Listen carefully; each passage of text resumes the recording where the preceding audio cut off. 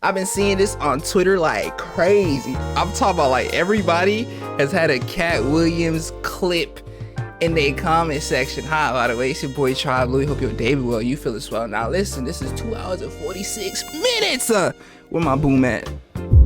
2 hours and 46 minutes is Katt Williams. I don't know too much about Katt Williams. I ain't gonna cap to you. I've never watched a comedy special of his, but every clip that I've seen of Katt Williams, like from his comedy specials, have been deathly funny. I've almost died watching him multiple times. So I know the nigga is goated. Off rip, I know he's goated.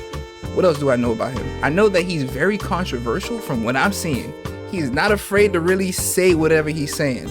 However, what we're gonna have to do is take everything he says with a grain of salt. Cause I ain't really in the business of just believing everything anybody says. You feel me? We're gonna attempt to sift through all the bull. We're gonna attempt to do that. It's gonna be hard because I have no context for nothing. I'm not in the comedic space like that, but we're gonna attempt to do so. Get comfortable. 2 hours and 46. God damn, this must have been a great conversation, bro, on me. This is the other side of Kirk Franklin prank. This is the reckoning. 2024.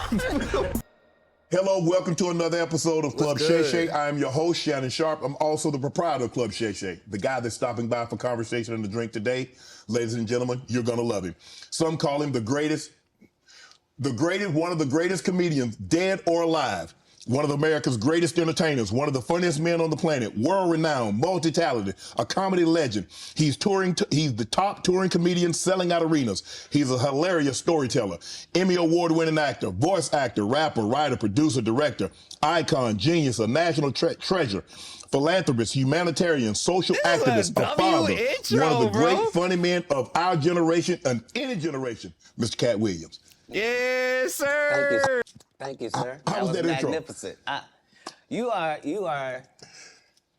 magnificent at intros, and you did not skimp on mine. I appreciate it. Appreciate that. Very nice. You know, anytime you come to Club Shay Shay, we have to toast. Yes. Bro, you've been doing it. I mean, you're one of the top one of the top touring comedians of all time. You already got started before we started taping. I did. Appreciate that. Tell the people at home. I thought they was lying, and yeah, this particular alcohol is stronger than you think it would be, probably by about 2, and unbelievably smoother and milder by the same maybe 30% than you could possibly expect. And unlike cognacs the world over, this one doesn't taste like wood at the end, and it doesn't taste like it's got artificial colors, and it doesn't taste like it's got artificial flavors. We get a legit flavor profile. It's a fine product. He's a connoisseur. You can tell. Oh, God. He's a cognac connoisseur. He understands the method that goes into making cognac. Right. Well, as a comedian, you get free drinks at the club.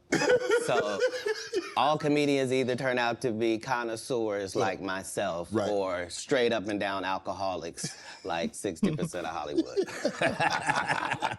Well, thanks for stopping by the club. I understand that you're very, very busy, and for you to take time out of your busy schedule and stop in today, we really, really appreciate it here at Club Shay Shay. So thanks for stopping by, Katt. And I needed you to know the name, why bro. I came by. Yeah, I need you to tell us why. People know I don't go everywhere. I'm not interested in talking to people unless it's like a Larry King or somebody of an amazing ilk that I would actually want to go talk to in real life. Okay. I don't do it so I can sell product, and I got things to sell, so let me come talk. You have a great product here, and as a fan base, we love the attention that you spend on the guest. We love how much work you've done, how well you know them, how prepared you are. The same things that we liked about you in football. You brought that on over to here, and that's why it resonates. And the reason I had to come is because you've made a safe place for the truth to be told. You know what I mean? Thank you. I appreciate that. And I have watched all of these lowbrow That's fire. comedians come here and disrespect you in your face and tell you straight up lies. I'm talking about things that have never been heard in all of Black Hollywood. They feel comfortable sitting here and lying to you about it. You gonna set the record straight? Are you kidding me? You let Ricky Smiley sit here and you said out that mouth, you stole Friday After Next, the one I was in. I wish all of America fumbled a bit when that happened. And then he said some stuff that we haven't heard in 100 years in Hollywood. You ain't say nothing. This man told you he had Katt Williams' role. He was gonna be Money Mike. Wait. And Katt Williams was gonna be the Santa Claus. Now let's 3 quick points. 3 quick. You mean in Hollywood they cast a 5'5" black Santa Claus that weigh 145 pounds? That's your story. Your story is the Ricky Smiley that couldn't even do curse words because he had a Christian fan base. He was gonna play the pimp. Why you didn't ask him why has he played a woman in more movies than he's played a man? Well, I didn't know He shouldn't be able. You wouldn't let a athlete that been on steroids talk about one of the greats. Ricky Smiley can't act because Ricky Smiley can't act. He told you the story about when the movie came out. Where did he say he watched it? At home. He wasn't even at the premiere. You Damn. telling this man, you stole that. Oh, so he could get his name in the same sentence with a great one. It is sad. He was just that bitter when we were shooting it. He told everybody, it should have been my role. Everybody on the scene. Why do you think no cast member has ever said anything? He couldn't have played that role like you. I thought he was. Sir, no one, why no, he was with KD? He beat up Terry Crews? Why nobody know this story? You talking about in Hollywood, they switched off roles. You take this and he, what? So Ricky Smiley knows this, and I don't know why he would lose a child and come on the air and start lying. That's why people believe in rituals right there. It's because, well, why would he lie? I don't know why liars lie, but I can tell you this. We auditioned in Los Angeles. Yes. I was audition number 201. 200 black comedians auditioned for the role of Money Mike with me. You're saying all 201 of us was auditioning and you had already had the role and had already shot the role in 4 days? The truth of the matter is, the Money Mike in the original script got raped in the bathroom, and that's what Ricky Smiley was okay with. Katt Williams had to take the risk in front of the studios and the cast and our powers that be in his very first movie and say respectfully, humbly, guys, if we're talking about anything else, I have no credibility and I have no pull. But we're talking about comedy, right, where I have all the credibility and all the pull. The problem with Friday After Next is we're trying to make a classic comedy. And this comedy involves a rape. And rape is never funny, no matter who it happens to or what the circumstances are. If you would allow me to allow us to do this movie without a black man get... Oh my God. Thank you. He's a GOAT. He's a GOAT for saying that. I ain't gonna lie to you, bro. Because a lot of these niggas that apparently are funny think that shit funny, and it's like, bro, no. I understand dark humor greatly. Something about sexually assaulting another human being, that just never is funny to me, bro. But that's just me though. That's just me though. You feel me? Hey, I don't know nothing. This nigga spit. Hold on. This nigga. Hold on. I ain't think it's been 7 minutes. It's literally been 7 minutes, and I'm over here like, dang, this is crazy. Say respectfully, humbly, guys. If we're talking about anything else, I have no credibility and I have no pull. But we're talking about comedy, right, where I have all the credibility and all the pull. Yeah? The problem with Friday After Next is we're trying to make a classic comedy. And this comedy involves a rape. And rape is never funny, no matter who it happens to or what the circumstances are. Oh, God. If you would allow me to allow us to do this movie without a black man getting raped in it, I promise you that it will be twice as funny as it would be with him getting raped. So considering that's the real story, why would you bring up that story? 35 members of the cast and crew have never brought up that Ricky Smiley was gonna play Money Mike. No one ever saw me put on a Santa Claus suit. We got a wardrobe department. They made a Santa Claus suit for me. Why that wasn't in the bloopers? Why? And here's the other thing. Everything that Money Mike said, Katt Williams wrote. So what Ricky Smiley say on his? You can't say my lines, I wrote them. That's how I already know that I'm gonna be funnier than you. What he told everybody was, Katt Williams, and don't nobody know who he is. I'm on the radio. I'm with Steve and Said. Everybody know me. That's what he told everybody that would listen to on the set. That's the truth of the matter. He was so egregious, not now, then. He was so egregious that, and Hollywood has never heard this in 100 years. He was so egregious, I put in my contract that I won't work with Ricky Smiley again unless he's in a dress. Now, what was Ricky Smiley's next movie? What? Was it First Sunday? Did he wear a dress in it? Yeah, he did. It's in my contract. What? Why would you put that in your contract, Katt? That's where he's a believable actor. Him and Tyler Perry can't play a man to save their life. They play good women, and I believe that the best actor should be in the best role. So that's why, because when we released that clip and he said that, you responded because he said he was supposed to play Money Mike. Damn, what did Tyler Perry do? They play good women, and I believe that the best actor should be in the best role. So that's why, because when we released that clip and he said that, you responded because he said he was supposed to play Money Mike and you were supposed to play Santa Claus. An outright lie. So that he knows is a lie. So why would he say it? Yeah, why did he say that? Because he's a liar. Nobody knows why liars lie. And that's why I had to come on the program. Cedric did the same thing. Cedric told you when you asked him, did you steal Katt Williams' joke? Yeah. He said, it don't line up. How it don't line up that I did it on TV in 2018? You came to see me at the Comedy Store do it in 2019 and then did it on the Kings of Comedy. Like, what doesn't line up? This is a televised joke that Mark Curry helped me punch up and get to the level that it was. The same Steve that went to go watch Mark Curry do his whole sitcom and then stole everything Mark Curry had. Now Steve got a sitcom where he the principal and he wear a suit and then he gets this high top fade, making all black men think he got the best lineup in the business. And it's a man unit. Then you asked it, why you not a movie star? I didn't want to be a movie star. No, he talking about Steve Harvey? What? Wow! What? Is this? So that he knows is a lie. So why would he say it?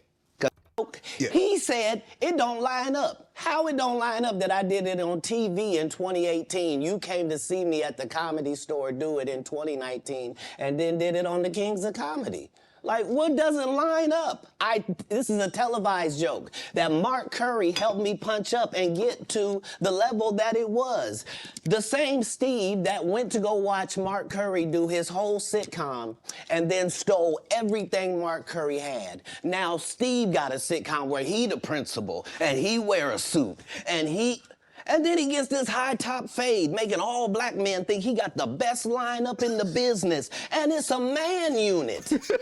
Then you ask it, why you not a movie star? I didn't want to be a movie star. This the same Negro that hated on Bernie with this same thing. I didn't want to be a movie star. No, you couldn't be a movie star. There are 30,000 new scripts in Hollywood every year. Not one of them asks for a country bumpkin black dude that can't talk good, baby, and look like Mr. Potato Head. There ain't none. You would have to have range. I played a lot of characters, 60 movie roles. I'm not playing Katt Williams in there. I don't know, Katt. We might not let you drink anymore the way I mean, we ain't even got I'm not fueled by alcohol. I've had a sip, less than you. The truth don't need motivation. I'm just saying I can't let these dudes lie. Cedric's sitting here telling you why he... What the fuck? New blade, by the way. It look beautiful. Look at Shay Shay's face. Less than you. The truth don't need motivation. I'm just saying I can't let these dudes lie. Cedric's sitting here telling you why he ain't a movie star. He over here look like a walrus. You didn't say nothing. He can't even get his arms off his stomach sitting over here. Why I'm not a movie star. What? It's a situation. He never wrote anything. Remember, when Cedric the Entertainer starts, he's supposed to be singing, dancing, and telling jokes. That's why he's called the Entertainer. Right. We found out he can't sing, can't dance, and doesn't write jokes. He did 4 comedy specials. They're so bad, Shannon, they're not available on Netflix or Tubi. Can I say that again for the audience? They're so bad that they're not available on Netflix or Tubi. You don't think Sam's a good comedian? The world doesn't think that, sir. I have 12 comedy specials. He has 4 specials that are not available on Netflix or Tubi. It seems to me, Katt, that you had a lot to get off your chest. No. You wanted to set the record straight. Winners are not allowed to allow losers to rewrite history.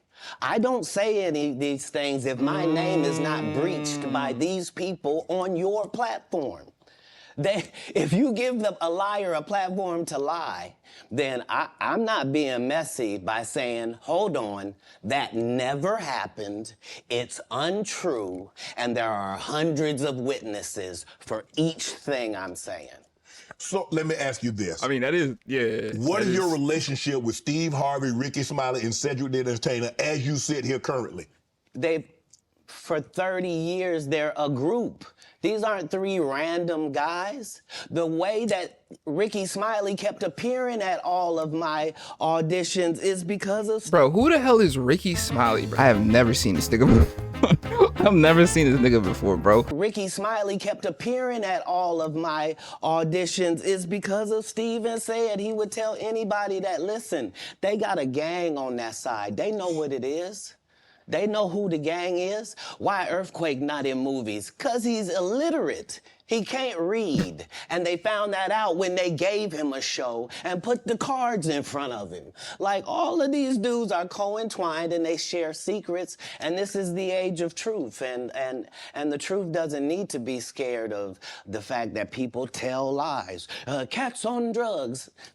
Where are the stories? Why is there no story of anybody who ever sold a drug to me, did a drug with me, was around me when I was inebriated? I got 5 daughters. I got 5 sons. Why would we tell these ridiculous stories? Because it's competition. You feel like, well, why comedy guys can't just get along? Yes. Right. Why didn't you get along with the other teams you were competing against? If you're a Denver Bronco, why you don't get along with the Cowboys? Something wrong with you? But I don't disagree. I don't dislike all the Cowboys. Katt, damn, you like this? No, that's not. Okay, what comedians do you like? Did you play against the team? Yes.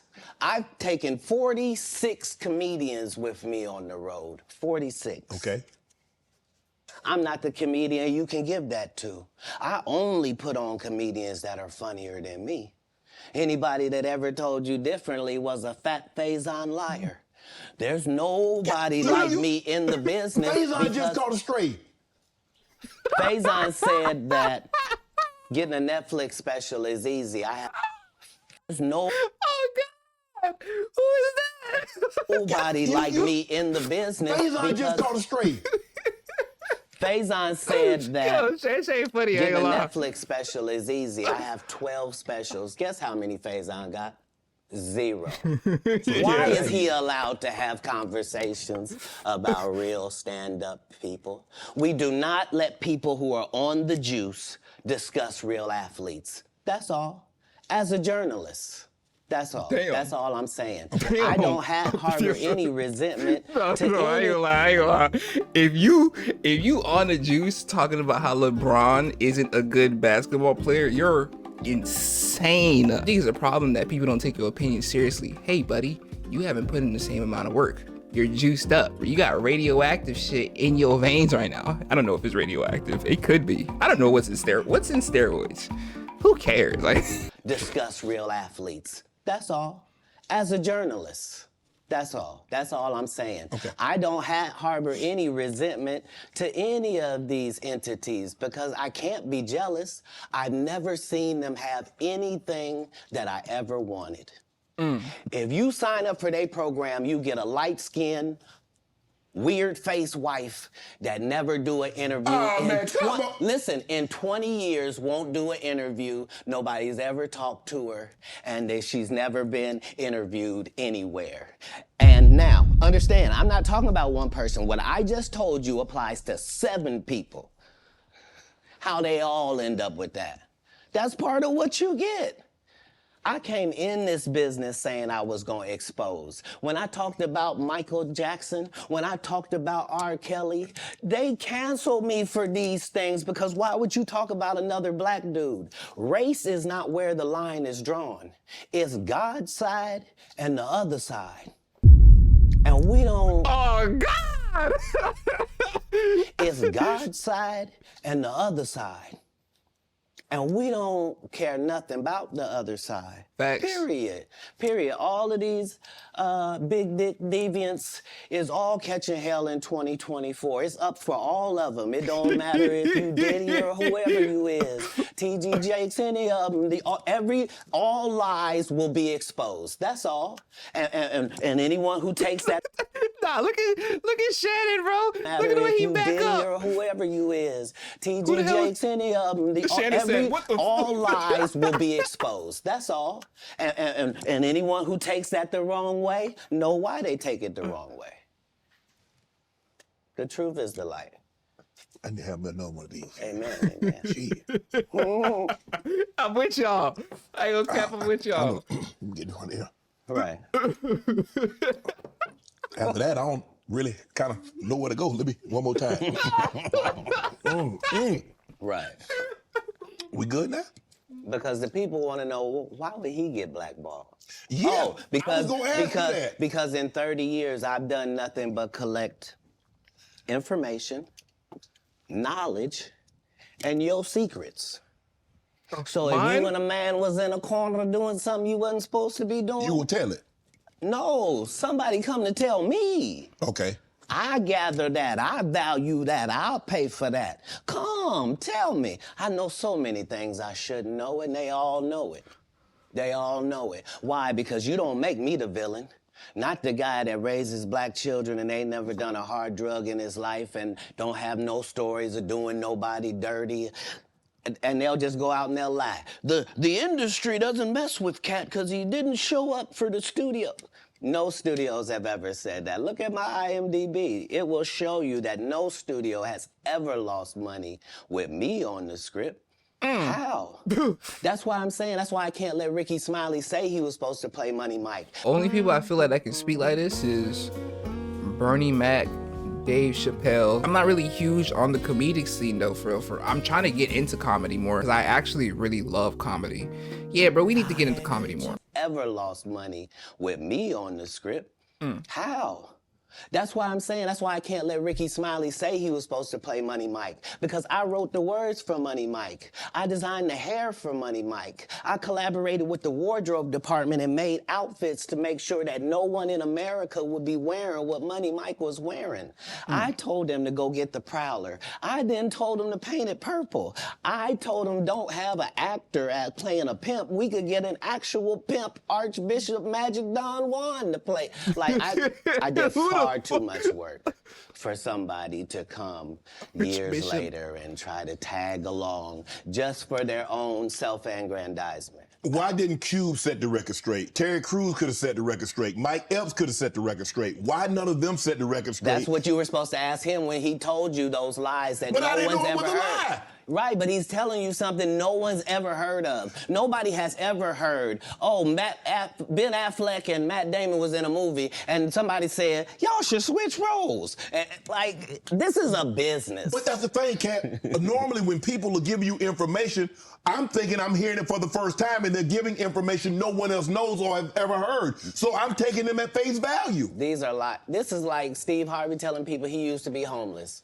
That's my story. That's not his story. Steve Harvey wasn't never homeless. When Mark Curry was touring with him 25 years ago, he was making $3,000 a show in cash and doing 5 shows a week. They just tell the stories. Thanks to my wife, I'm where I am. You said that about the first wife. You forget that? You told us it was her. Then you went and married somebody else that think like a man. Like, what are you talking about? They think they can rewrite history. Guy Torrey did a beautiful special about the Comedy Store and Fat Tuesday, where he said that Steve and Cedric and Kevin Hart and Tiffany Haddish came through there and made... All lies. Steve and Cedric never performed at the Comedy Store at all. Tiffany was only seen at the Laugh Factory. In 15 years in Hollywood, no one in Hollywood has a memory of going to a sold-out Kevin Hart show, there being a line for him ever getting a standing ovation at any comedy club. He already had his deals when he got here. Have we heard of a comedian that came to L.A. Yo, he's stressed. Shay Shay is stressed. Look at the way he breathing. He already had his deals when he got here. Have we heard of a comedian that came to L.A. and in his first year in L.A. he had his own sitcom on network television and had his own movie called Soul Plane that he was leading? No, we've never heard of that before that person or since that person. What do you think a plant is?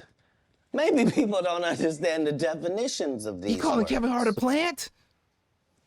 He just did his documentary with Chris Rock where he shows you that his whole upbringing in comedy was on the East Coast. Yeah, it was. So how simultaneously was he here in Los Angeles doing the same thing?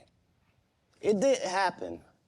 It didn't happen. And I hate to seem like a petty individual for picking apart lies, but Jussie Smollett gonna keep lying until you say we don't believe you. Like, it's important in the That nigga checks and definitely did lie, balances I of ain't the gonna catch you. universe that liars not get to make complete narratives for themselves. Are you not afraid about being blackballed again? These are some power people. What do you mean again? These people are not powerful. Satan can't create anything. That includes blessings for his people. That's why, you know what the #1 job of somebody that sold their soul in Hollywood is? What? Is to act like it didn't happen. They all do the same job. Why do you think Gary Owen can't cross over and he already white and been in comedy for 25 years? If what I say ain't the case. It's a cabal. It's a consortium. They rock with who they rock. Ooh, consortium. What the fuck that mean? Like a group? Yeah. Y'all, that made me a little horny. 25 years. If what I say ain't the case. It's a cabal. It's a consortium. They rock with who they rock with and they don't with who they don't. But I'm not scared of being the competition any more than you were when you lined up across from a superior team. Yeah, on paper, they're a better team. Right. They have all the assets and resources and we don't. But let us get on the line, boy, Yeah. and see if that factors in. I guarantee you it won't. Wow. Because Shannon Sharp got to be a different person than that other person. Absolutely. And he always was. That doesn't change when I change teams. That remains the same. That's how a legacy is built. So all of these shortcut takers, they canceled me for talking about Harvey Weinstein before the thing came out, but he offered to suck my penis in front of all my people at my agency. Whoa. What am I supposed to do? Whoa. He did all of that. I'm thinking I'm the only black person on the script. I get there, it's 3 other black guys on there. Woo. Huh. So you wonder what they did to get there. I told him no. What y'all do? And this is why when I walk in a room, heads go down. Behind my back, I'm nothing. I'm just a regular old comedian that's bitter and jealous. But in my face, no. The king has walked in and they have to respect it only because I've not taken the shortcuts. I've not been funded. They pay you to not talk about things they don't want you to talk about.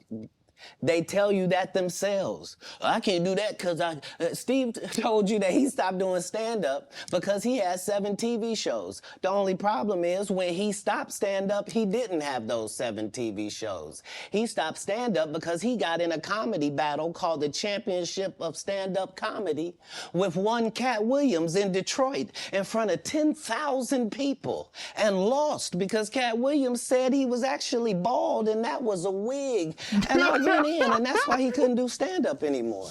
Imagine him coming to tell you another story where he got so big and it was Bernie and them's fault because they wanted to be movie stars. What? You called Ocean 11 to get that nigga's part. What do you mean you didn't want to be a movie star? So on the behalf of Bernie, I would have to say Steve Harvey's like high top was a wig. He called it a man unit. Hey, bro, he's like, this is crazy. He's talking about some real deal people, bro. Like Steve Harvey, that's a household name. Kevin Hart, household name. Said he was actually bald and that was a wig. And I went in, and that's why he couldn't do stand-up anymore. Imagine him coming to tell you another story where he got so big and it was Bernie and them's fault because they wanted to be movie stars. What?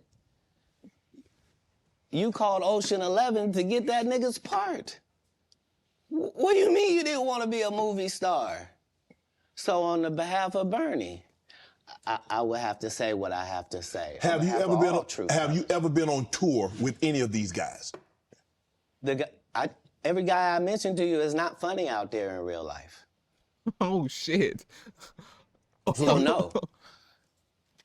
Faison's never done his own tour in 30 years. Steve Harvey don't do stand-up no more. Cedric doesn't write. I'm sorry, he doesn't write. Ricky Smiley has been playing the same old black woman forever.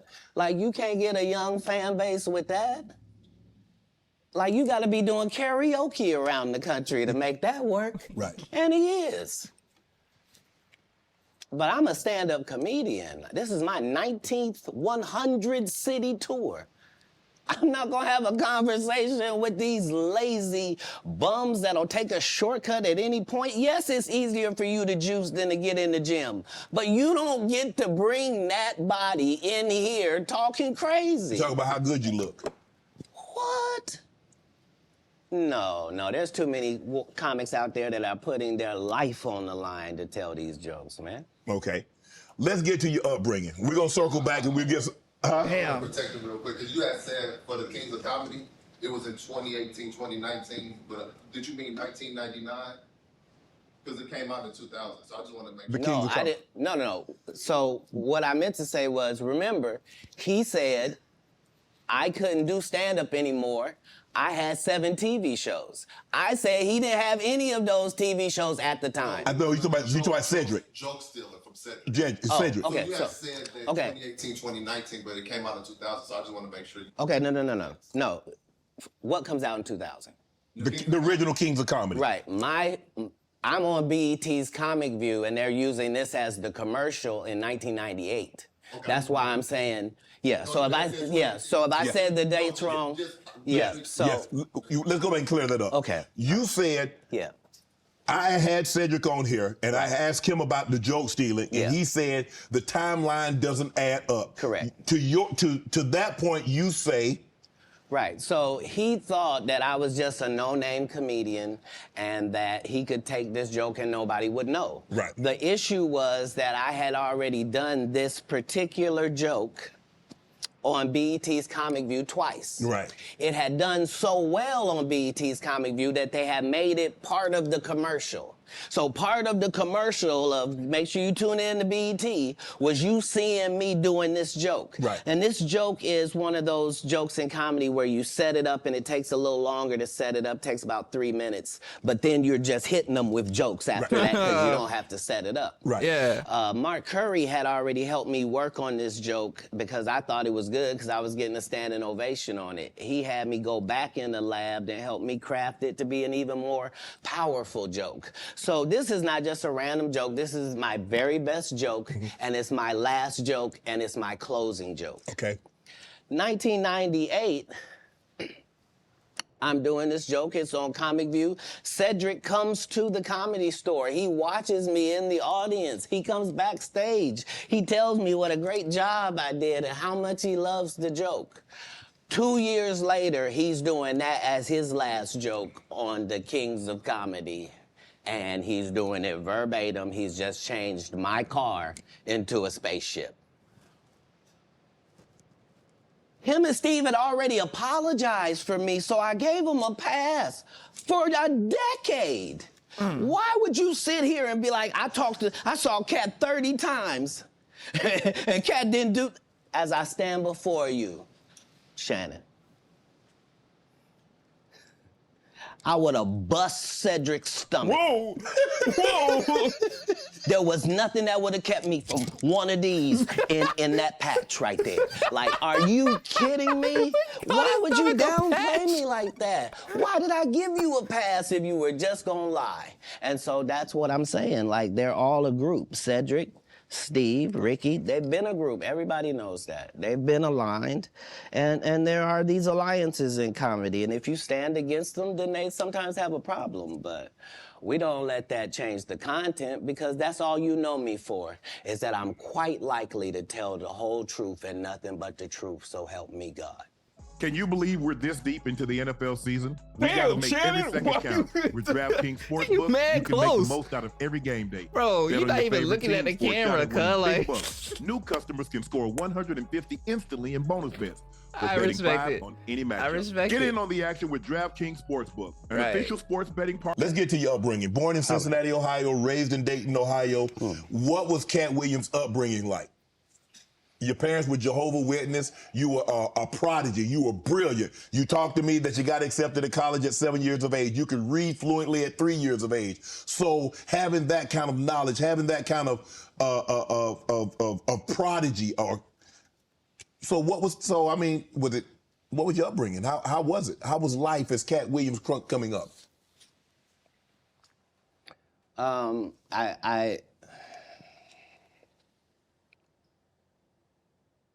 I was often confused because I knew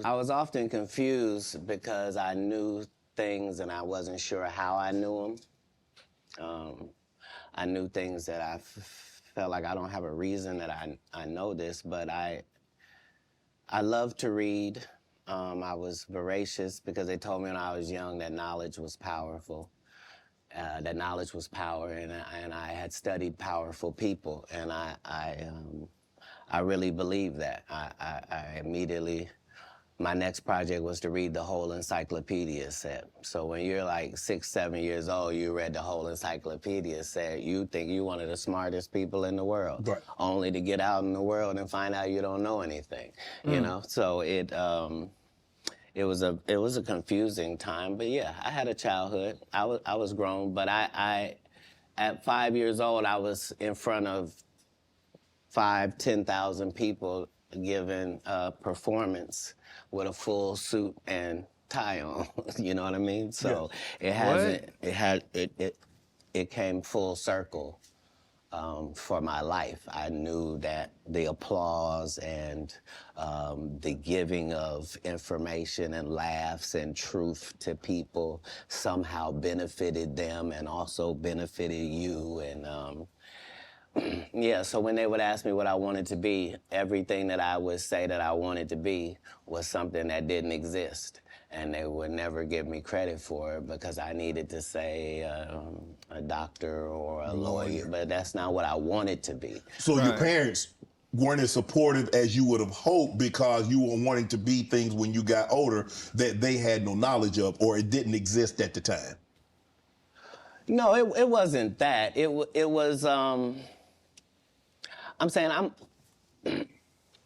I'm almost 100 years old right now, but if we go outside right now, I can run a 4.340 or sub. I can do a 4.16 if I'm there's Jimmy John's across the street. We can order. What? He's almost, how old is Katt Williams? Hold on, what is... Bro, he's 52 years old. My dog is not almost 100 years old, bro. He's almost 60.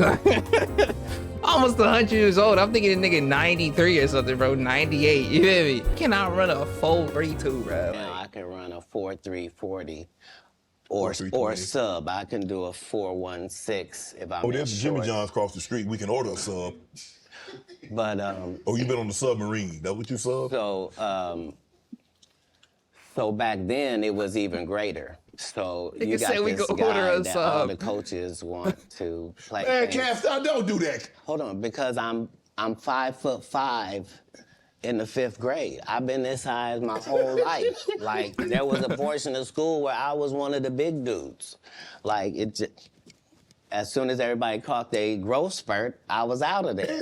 But I'm saying I was a competitive individual. My father was an athlete. I can see that. Like no, I've been 145 pounds my whole career. That's why I never bothered when they said, your cat's on drugs. I knew, how you gonna prove that? My body is a temple. I've been the same size since I was 10. Like, what do you? Yeah, like I haven't changed off this pivot foot. This has always been who I was before stand up or anything. But it was an interesting childhood. I appreciate my parents, even though I couldn't live within the religious frameworks of what they had set up. But that was more not wanting to live a double life and not want to embarrass my family. You know what I mean? Because I read where a form of punishment for you is that they would take books because you mentioned you were such a voracious reader. And a form of punishment was when they would take the books for them because you could read fluently. You told me how at like 3 or 4 years old you could read, not just a little child's book, but you could read. Well, I'm saying when we go to Haiti to do missionary work, understand that my mother and my father, nobody that's there with us speaks French. And, I mean, it speaks Creole and reads French. Creole, oui. So I'm in charge of everything, from the housing to the car. Yo, that's so facts. I speak Creole and read French. Oh my God, he's really talking about Haiti right now. That's so fire. That's so To do fire. missionary work, understand that my mother and my father, nobody that's there with us speaks French. And, I mean, it speaks Creole and reads French. So I'm in charge of everything, from the housing to the cars to the gardener. Like I'm saying, so I'm not just reading. I'm reading in multiple languages. Like How old are you at I'm that time? probably reading 3,000 books a year from the time that Oh my I'm God. 8 years old to the time that Hold on. Bro, 365 days in a year. How many books a day? 8.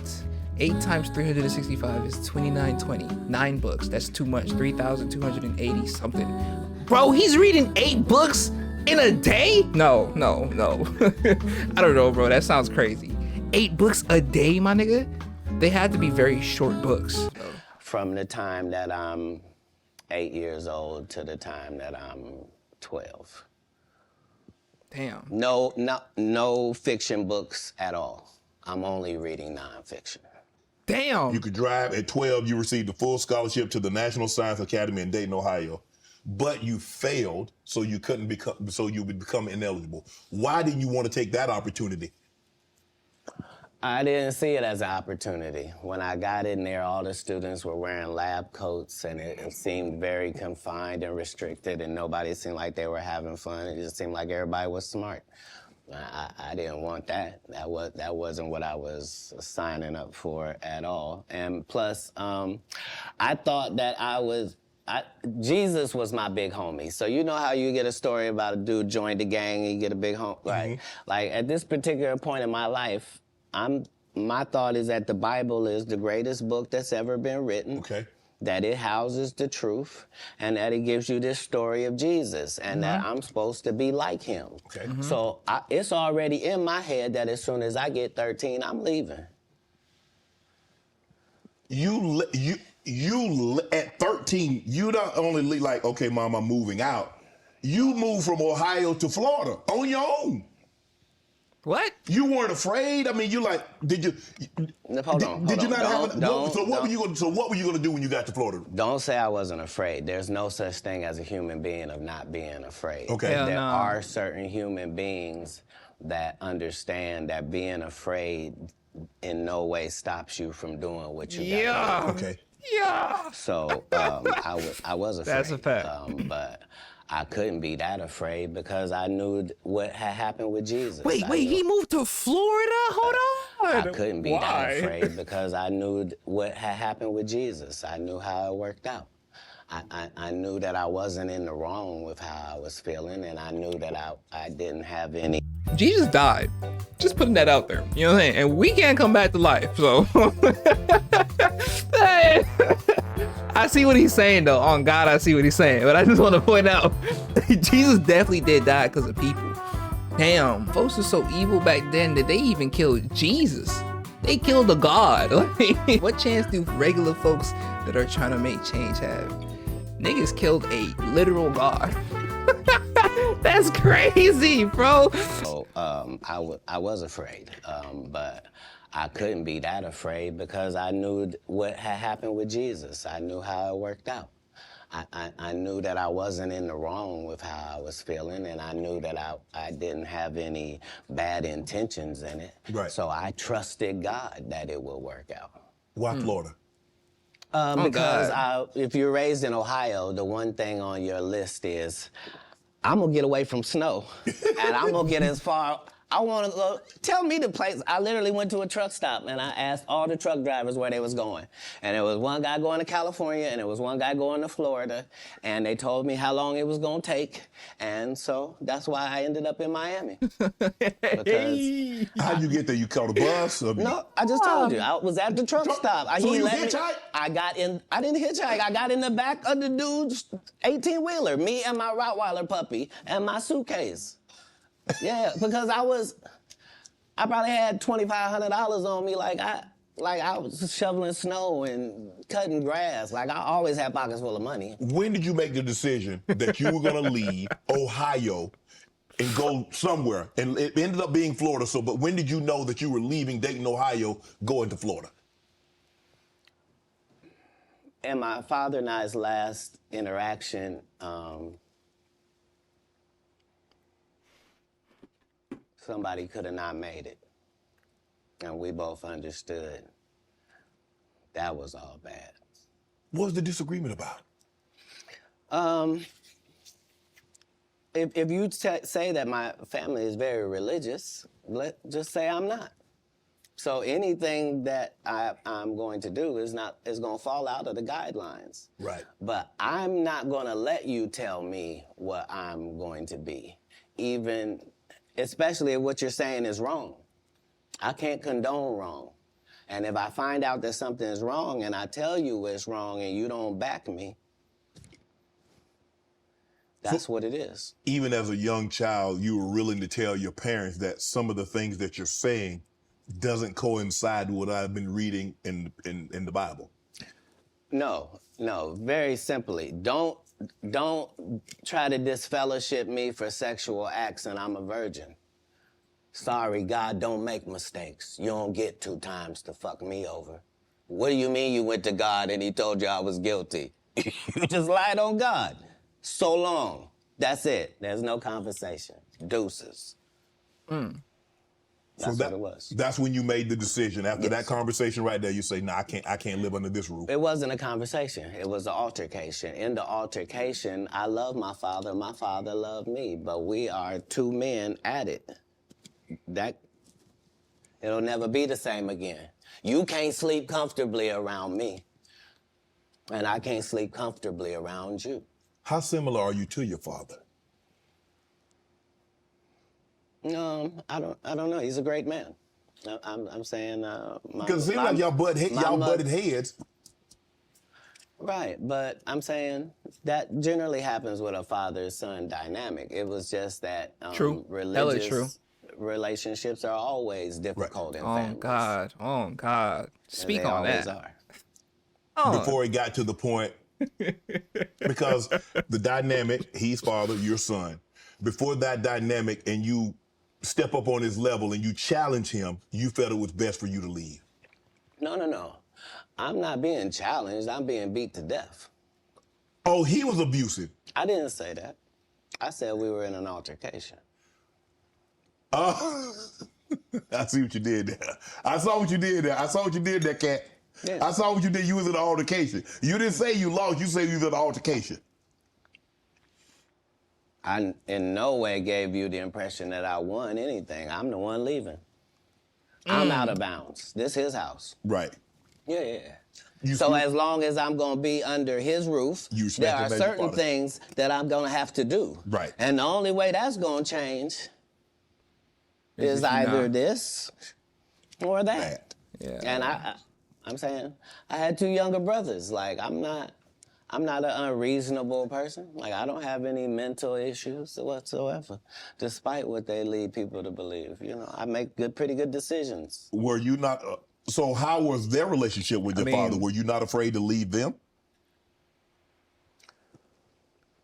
Well, I asked because it went all the way to the actual department, so it was actually going to be something. And when I asked them if they could just make sure that my brothers didn't get separated and what have you, they said they couldn't make those type of guarantees, that they weren't really sure what would happen if this went down. And so part of leaving was the hope that it would be okay for them, because none of them experienced what I experienced. I'm saying I'm the oldest. It's a lot riding on me. I'm supposed to at least religiously hold down the family's name at this household. Right. You know what I mean? How much older are you than the baby and the knee baby? Like a lot older. Like if I'm, I 12, think, 13. Yeah, they're 5, and in Pampers. Wow. You go to Florida. You tell the story of you were homeless, and somebody else told the story, said they were homeless, and you said they hijacked your story. Now I don't. At 13, I shouldn't have to tell you I'm homeless. I'm in Miami, Florida. I have no family members in Florida. You definitely homeless, I ain't gonna buy lie. a house if I wanted to. I couldn't get an apartment if I wanted to. I don't have a credit history. Yeah. Like, this is not a stretch for me to say that I'm homeless. I'm living in a park in Coconut Grove. The park still exists to this day. For Coconut 8 hours Grove? a day, I would get up and go to the library and study for 8 hours a day to increase my education. And then I would leave out of there and go to the marina and steal car radios and make $2,000 almost daily. Like, I had a routine. So you really could have played that old thieving Santa Claus. You could have played him. No, the Santa Claus wasn't a thief. The Santa Claus, you can't tell me. I read the script. Ricky Smiley told you he didn't read the script. The Santa Claus was a crackhead. He just had that outfit on. That's what I couldn't have played. Okay. Like I couldn't have played a black guy that got raped in the bathroom. Right. So at any point in time, you like, man, I made a mistake, man. I should have stayed my butt in Ohio, man, because this ain't what I signed up for. I didn't experience anything once I left home that I hadn't signed up for. If anything, it saved my life. Me being homeless for that small period of time allowed me to see all of the people that were in that situation, and to see that these were lawyers and doctors and teachers, and that these people were white and black and Asian and Indian, and the only thing that all of these homeless people had in common was they made a bad decision and aligned themselves with drugs.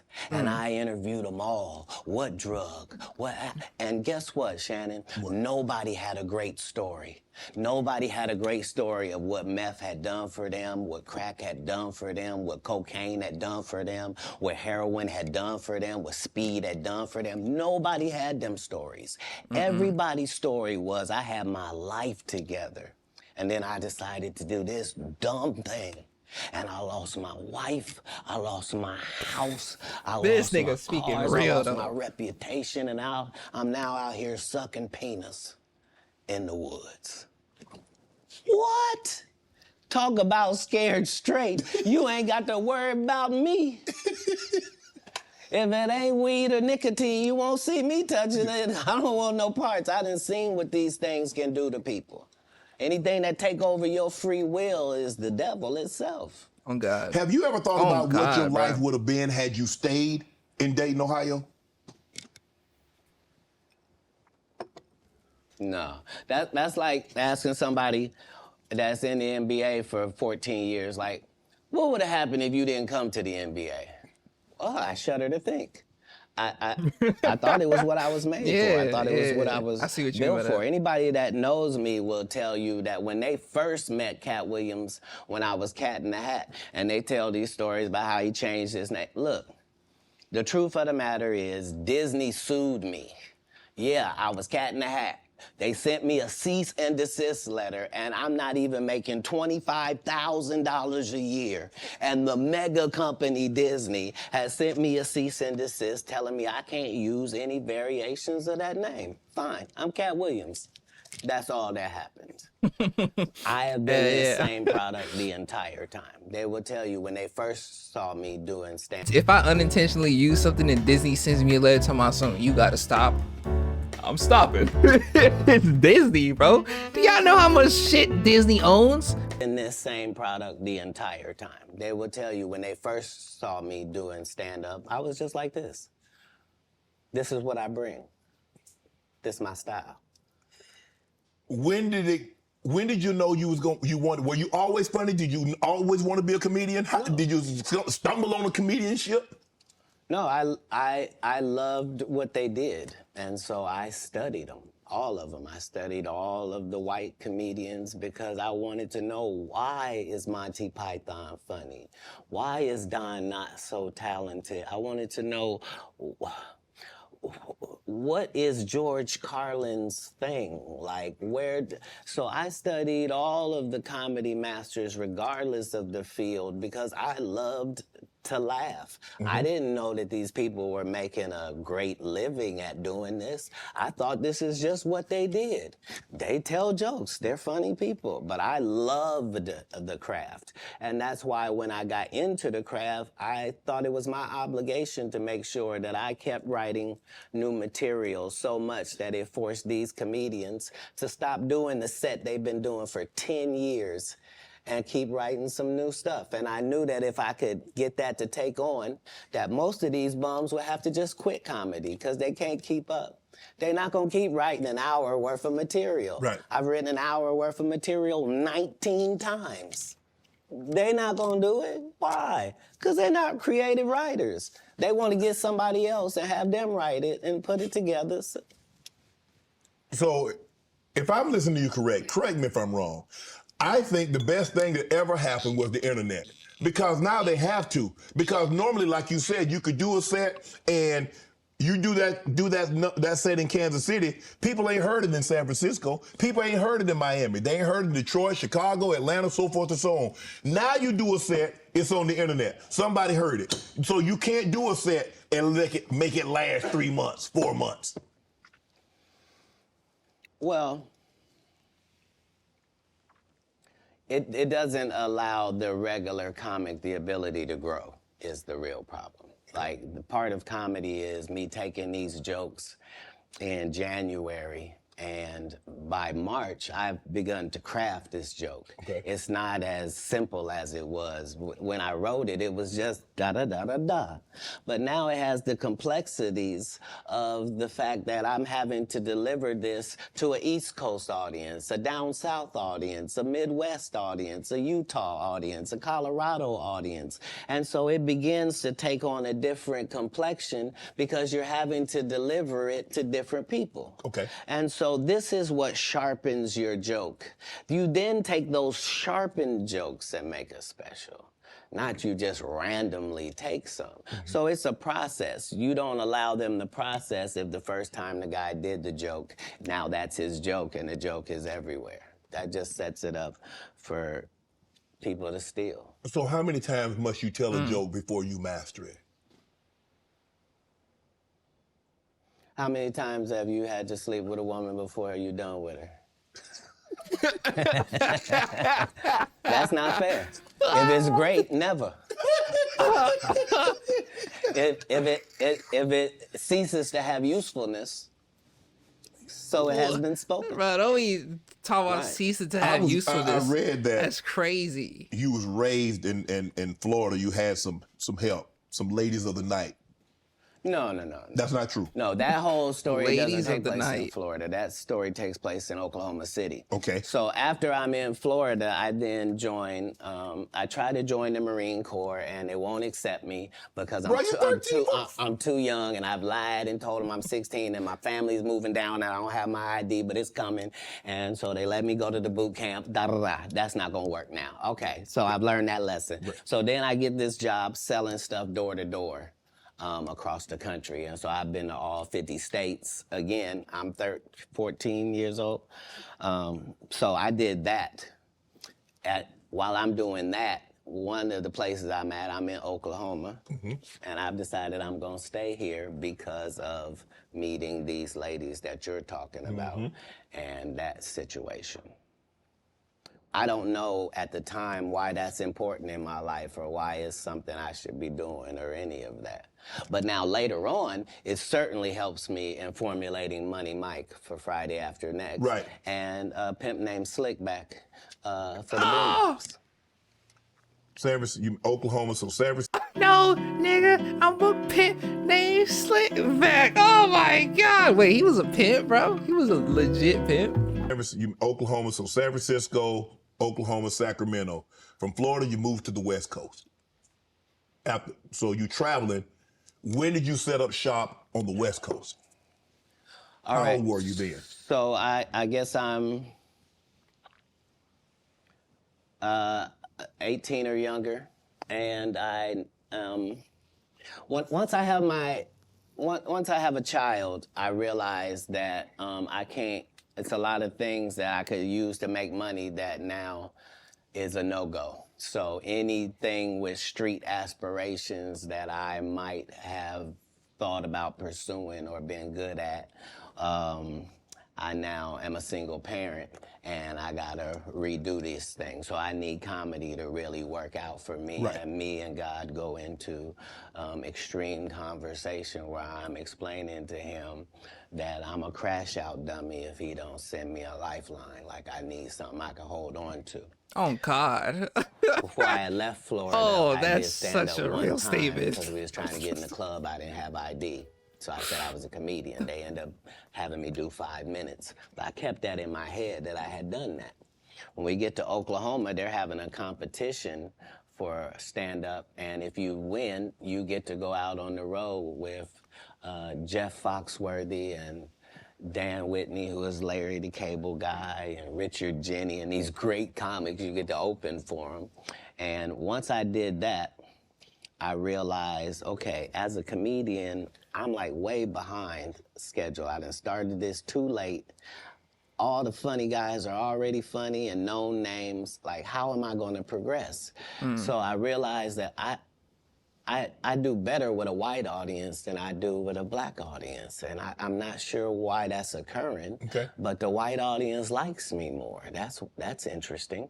So when I moved to Sacramento, it's because Sacramento has a white and a black audience almost 50-50. That's almost the makeup of Sacramento. So I live in Sacramento for 2 years until I get to the point where I am equally as funny if the room is black as I am if the room is white. That's not enough.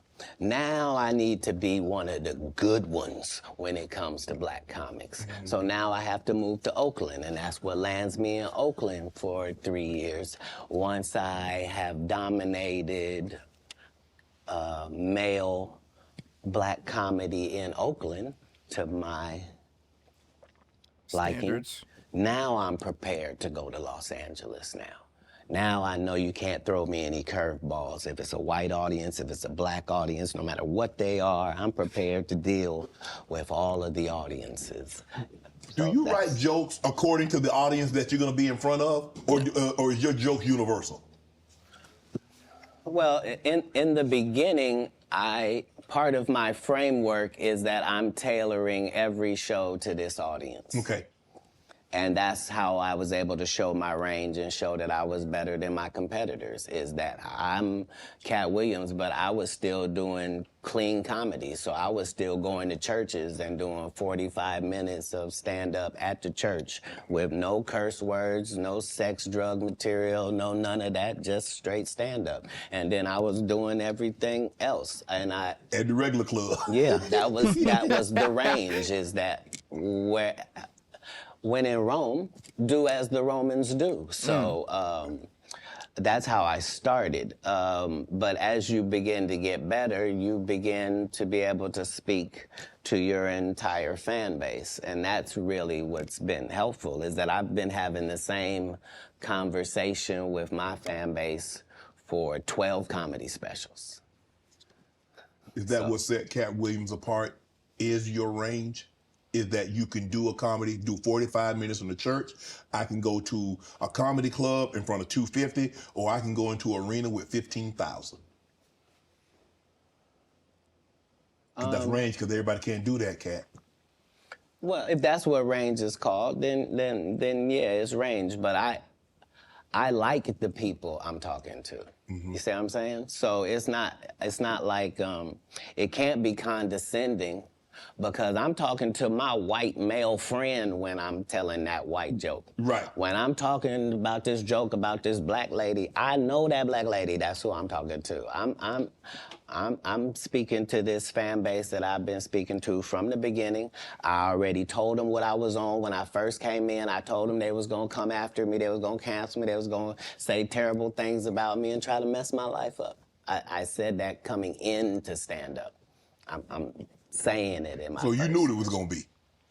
It has to be. I know I'm going into the belly of the beast. How could I be naive? I know that I'm going into Satan's playground, but I'm trying to be so good that you got to bring me in so close that I can see who's doing what and what's going on in there. In San Francisco, this nigga's you joined crazy. the nation. I was never in San Francisco. I was in Oakland. You was in Oakland. Did you join the nation? Is that? Yeah, Honorable Minister Farrakhan and I have an extremely close relationship. He refers to me as one of his sons. So, yeah, I spent a particular period of time. Let me explain. Yes. Because my particular background was already religious and super strict, right? I didn't find out about other religions by reading about them. I went to their religion. I don't want to learn from Jewish people from outside. I want to be in a synagogue. I don't want to learn about Muslim people from, I want to be in a mosque. I don't want to hear about the Baptist or the Pentecostal. I want to go to their church and see. And so that was the religious discovery that I was on through that period in my life. When did you know you were funny? Probably about 10 years ago. 10 years ago? 10 years ago? About 10 years ago. So you didn't think as a child, because obviously you said the very structured background, your family was very religious, so obviously you didn't get an opportunity. I never did a talent show. I was never in any extracurricular activities. I was never in drama. I was never in band camp. I was never... Wait, so if he never did a talent show, then how was he performing at a young age in front of 5,000 to 10,000 people? That's what he said, right? I'm pretty sure that's what he said. I ain't gonna cat to you. This is extremely entertaining, but you know, we gotta keep the honesty at a base level. I'm just trying to understand when he's telling the truth and when the truth seems to be a little bit smudged. You feel me? And I don't want to discredit anything he's saying though, because I really don't know. He could be dead ass telling the truth this entire time. We just gotta take everything with a grain of salt. You feel me? I was never a Boy Scout. And you didn't stay in school long enough to get funny because you dropped. You understand. You understand. So there was no, I don't tolerate high school games. I didn't go to high school. I don't know how most of the games they think I play, I'm not even aware of them. But Katt, for you to get on stage, and like I said, a lot of people, like a lot of comedians, I had a few here, they're like, okay, I told jokes to get girls, I told jokes to, get people to laugh at someone else. Yeah. But you is like, you say you did comedy one time in Florida. Yeah.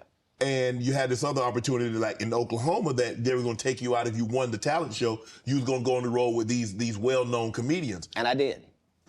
But I'm just saying, how in Florida at 13, 14 years of age, you like 16, I can do that. Well, because I knew that there were a lot of other things I could do. Like when I looked at drug dealers, I thought I could do that. Yeah.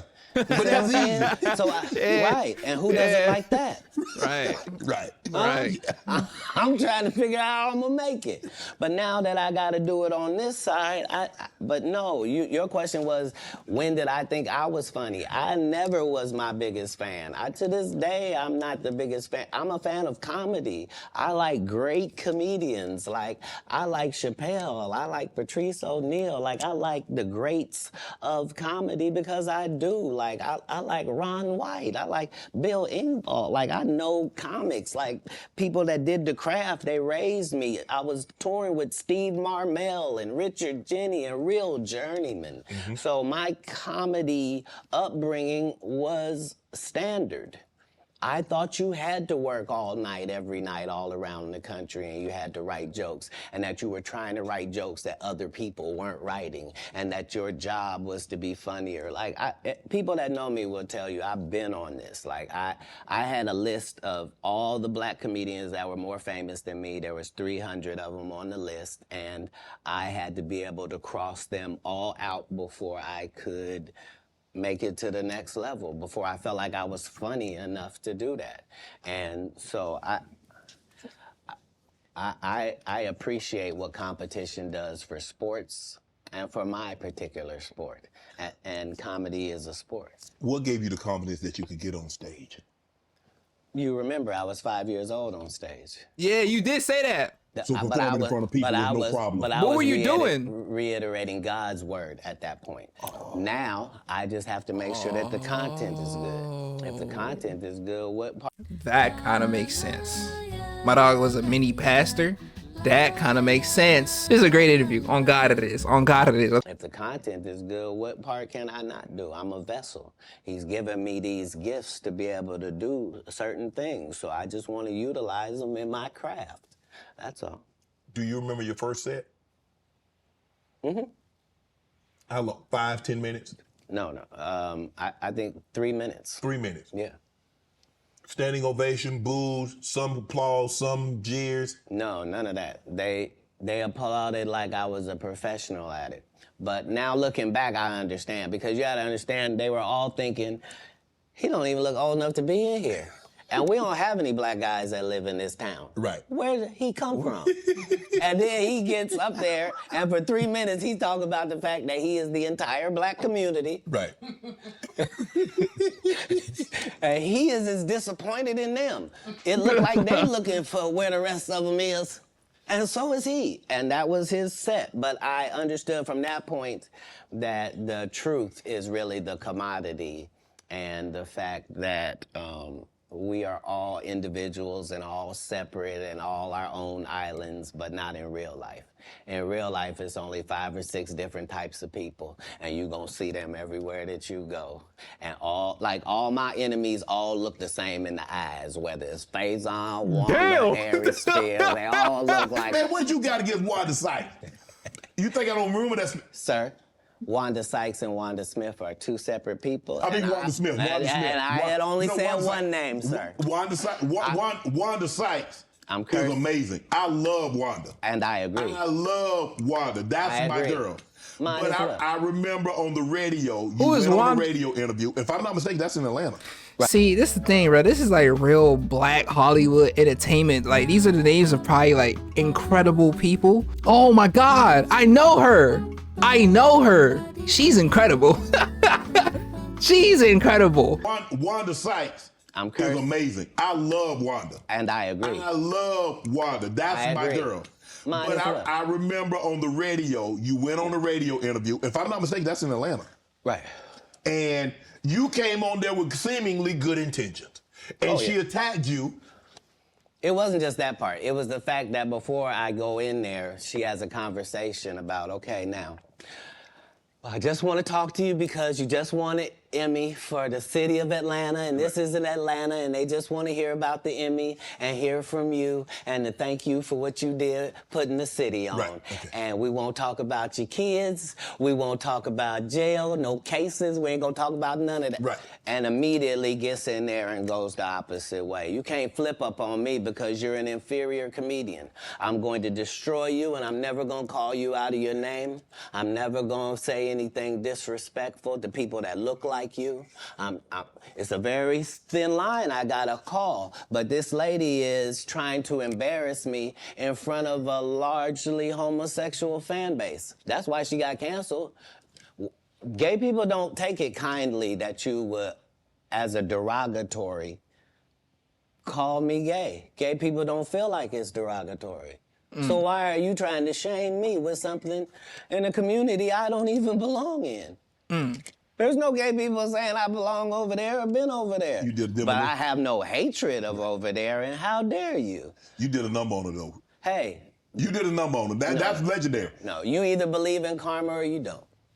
Because I didn't even know any of the stuff that she had done to my fellow comedians until afterwards. I just know that it was a setup. Right. And remember, they tried to kill me this same weekend. Not in jokes, with a real gun in my real face on real camera. Understand I'm losing my life for participating in something that goes along with my job. Like, it's two comedians, what do you mean?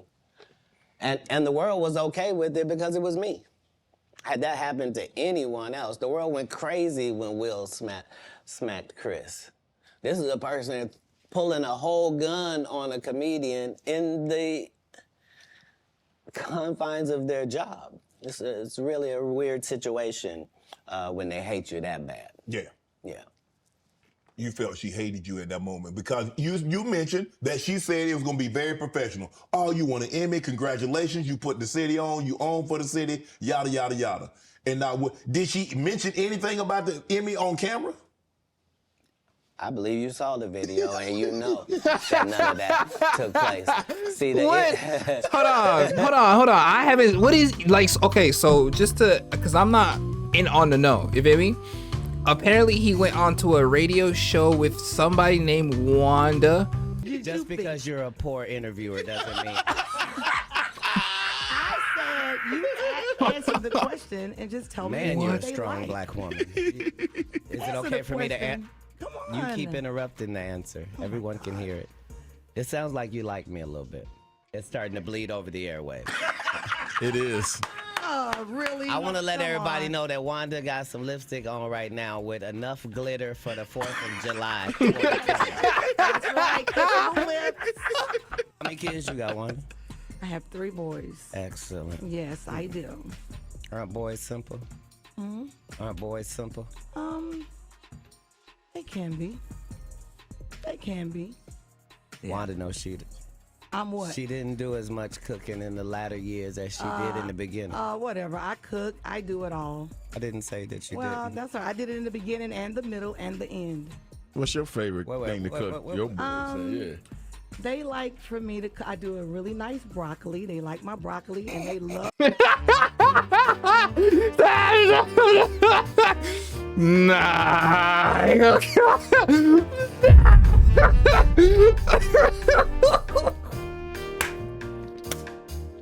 Broccoli. That you cook a mean broccoli, Wanda? Hold on. Because you mentioned that she said it was going to be very professional. Oh, you won an Emmy, congratulations, you put the city on, you own for the city, yada, yada, yada. And now, did she mention anything about the Emmy on camera? I believe you saw the video and you know that none of that took place. See, the issue is that all the comedians have to come do these radio stations because you have to sell your tickets, and so that means you have to go to the radio station. Yes. I don't go to the radio station, and I don't make posts to sell tickets. I just don't. So you've not seen me. I'm not here in some subservient position where somebody sent me over. You here out of the kindness of your heart. You are. No, I'm saying in No, but the no, interview radio, yes. situation. Yes. Yeah, Yes, right. for sure. Yeah, and this person knew I wasn't there for that, or it's. But how hard? Because you have to understand, she is a female, and so you have to be careful. You have to handle her with kid gloves. Sir, you want to go ahead and take that out? You don't want to be against equality, do you? No. What you just said was. Oh wait, hold on. But the thing is, you have to be more aware though of like what she's saying. You can't just callously say whatever you want to say to a female.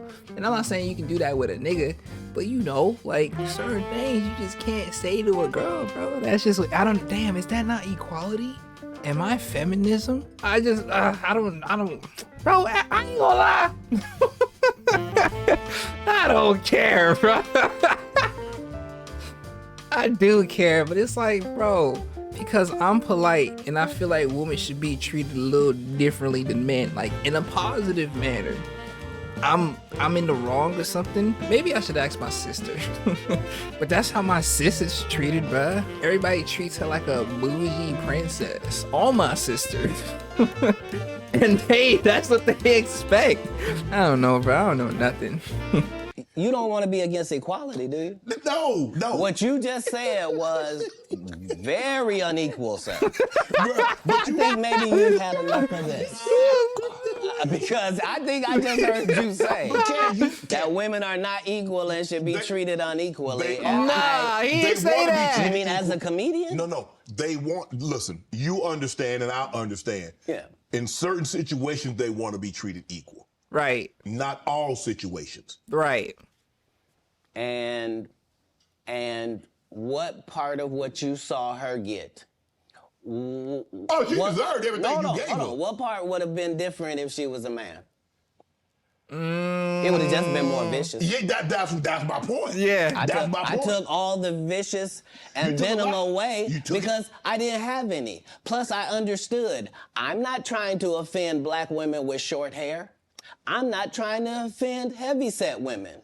I'm not trying to upset fellow comedians. I'm not trying to do any of that, and I am qualified to be able to do none of that and still eviscerate you because I'm smart enough to know that I need to say that you have gnarled fingers because I know your limited education means you don't know what the word means. So you can't possibly respond. Gnarled! Do y'all know what gnarled means? Only reason why I know is because I read a lot. I ain't gonna cap to you. I read a lot of books. Bro, it's a crazy word to just throw in typical conversations. Your fingers is gnarled. I mean, they rough, twisted, ugly as hell. Smart enough to know that I need to say that you have gnarled fingers because I know your limited education means you don't know what the word means. So you can't possibly respond to it. You're not sure of the meaning. And I'm going to continue hitting you because this is what comedians do. Right. You've been masquerading that you're a comedian too, and that's the fallacy. So, Nobody in boxing fights out of their weight class. If you're a 130 pounder, you don't just show up with the 160 pounders. You stay in your weight class. Is that what you wanted to do? No. That she was out of her league when it came to... Because I didn't want to do any of it. I know you didn't want to, do any but of it. once she took it there, did you feel that you had to go there? Oh, you Go could've- where? You could have said, Wanda, I didn't come here for that. I just want to do the interview. I just want to talk about what happened. Oh, you misunderstand my job. My job is to be funny. My job is to be funny first. My first job is to be funny. My second job is to be respectful. My third job is to be immaculate and Gaza strip it. Whoa. That's non-political. What? I'm saying if you do it, you let a terrorist act. Whoa, what? What the Whoa. That's to be immaculate and Gaza strip it. That's non-political. I'm saying if you do it, you let a terrorist accidentally touch over here. And I won't stop burning you down until there ain't nothing left. It'll literally be rubble on top of rubble and I'll still be bombing. Why? Because that's why you should mind your business. This is what F around and find out is about. Right. Have you ever been booed, Katt? What? Shay Shay. What? That's the next question. Yes. Where? Yeah. I have. What was that feeling like? Did it like want to give up? Because we don't, I mean, because when you have, I mean, I don't know how early it was in your career. Obviously, it hadn't been in the, I don't think it's in the last decade because you've been immaculate.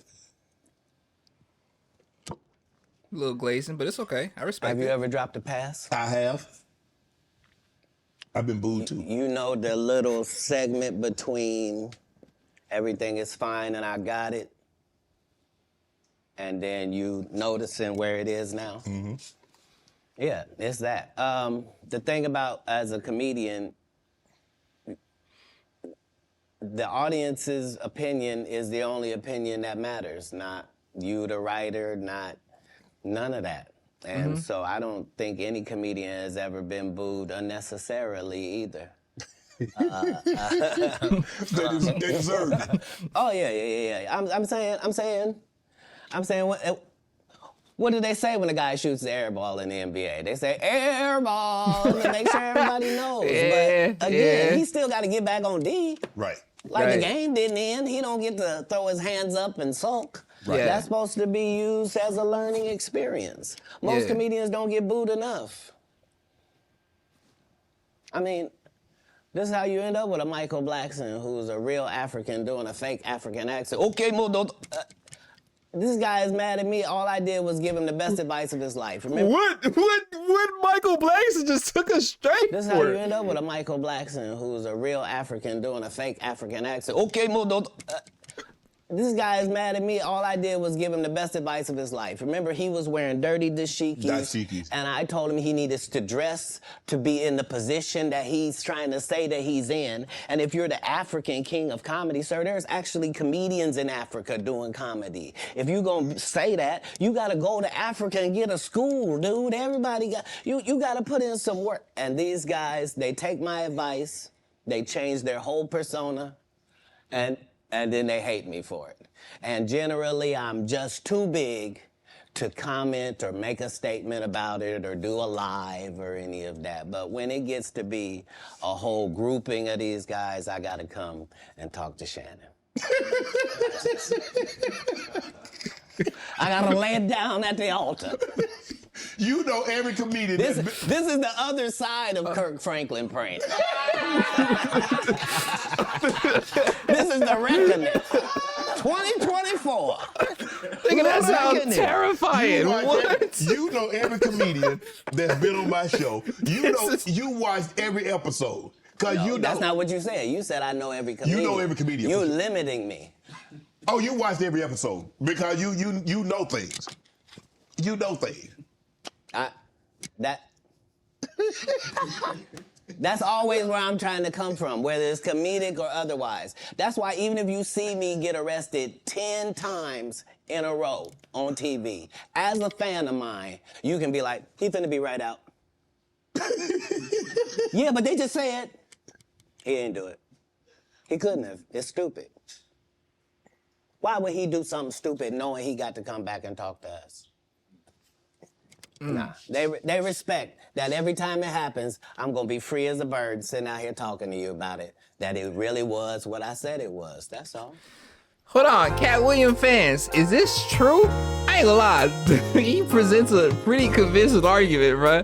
He seemed like a real nigga, bro. Has he gotten free every time he's been arrested? I mean, he's free right now, so like, that probably is true. That it really was what I said it was, that's all. You end up, you come down, you're in LA. Yeah. Now, I'm reading Katt Williams won Cedric the Entertainer's and Anheuser-Busch Best Los Angeles Comic Award. Did you win that award, won Katt Williams? It's a simple yes or no. It's not a rhetorical question. It's a question that probably should have been asked to Cedric the Entertainer. I'm asking you. I got you here, though. I know. I couldn't believe Cedric didn't get asked that question. You still a dude's joking and giving an award, and then 10 years later you don't know nothing about it. Hey, but I promise you this. What? If he sees me again. Bro, the way he goes from like laughing. Hey, but I promise you this. What? If he sees me again before he sees you, he'll be talking different when you see him. That's for certain. That's the difference. That's what these comics understand, is that I'm not doing nothing for clout. I don't even recognize clout. But eventually the Lord is gonna let me in. Bro, the way he keep on rubbing his knees make me feel like my hands is sweaty or something, bro. What is going on there? Oh my, it's been like an hour and a half. His palms gotta be stupid dry. And he has not once sat back in his chair. His body language is making me tense. It feel like he's ready to snap. What type of chairs are these, bro? What, like, this whole scene, like half of the back of the chairs is missing. Kevin Hart done went 25 years without ever being in the same building with me at the same time. If I go in the building, he walk out. You've never seen us in the same building ever in 25 years. Like, it's like that. Why? Why? Yes, Because I'm really the product. It's not what you think. I am never under the influence of anything. I'm always in my right mind. I'm always a physical specimen. And when you see me, I'm much, much bigger than you had thought. I have far less play in me than you would like. And I'm relentless. I'm out there. I'm still, to this day, I play 11 games of basketball with a... Bro. Far less play in me than you would like. And I'm relentless. I'm out there. I'm still, to this day, I play 11 games of basketball with a 20-year-old. The record is 92-6. What? This is just in the yard, just to the rack, just cause. You work out, Katt? I mean, no, you work out, Katt? 92-6? You don't work out in the gym? You do push-ups, sit-ups? My whole life it was just push-ups and sit-ups only. I would do like 100 push-ups a day. Just. I thought you were gonna say 1,000. No, because this is literally every day. Right. This is not for the gram. You know what I mean? Like literally 100 a day. And I would do push-ups, and then I tore both my rotator cuffs. And so it was only thanks to golf that I was even able to get my You a golfer now? back. I've been a golfer for quite some time. My short game is impeccable. I can't get you but 2 and some change off of the tee. Off the tee, but I'm still coming in for par guaranteed. You playing for the tips? I play golf, but this is like grown man golf. I just hit the shit. I'm gonna get there. I'm gonna get to this level. I ain't gonna catch you. This is like really grown man. Like them niggas really playing golf. It's just relaxing to just use the driver, bro. Talking about some, I could come up on the par. You playing for tees? I'll play for Q's. I don't know, bro. Like, what are they talking about? They basically started speaking French. I know French. They basically started speaking I know a little bit of Spanish too. Bro, you get what I'm trying to say. Off the tee, but I'm still coming in for par guaranteed. Right. I'm coming in for the tar too. Tips? The tip of what? No. I've found that you don't get anything for that. It seems very egomaniacal. They go, hey, Katt, for free, you can go further back. Hey, what? Wait a minute, does it still count the same? Hey, I'm up at the ladies' tee. Don't tell me my pronouns. On the golf course, I'm she, her, him, them, and they. Whoever at the front tee. I know we're joking, we're having a great conversation, but you did win the award. How did the award help your career? It had to help something, Katt. Nope. God, come on, Katt. I didn't remember it happened till you just said it. How can Cedric give you an award that was worth something? Damn. Everything Cedric and Ricky Smiley ever been in got canceled for not being funny. Ricky sat here and told you that they cut him out of every movie he did. They always had a reason. Like,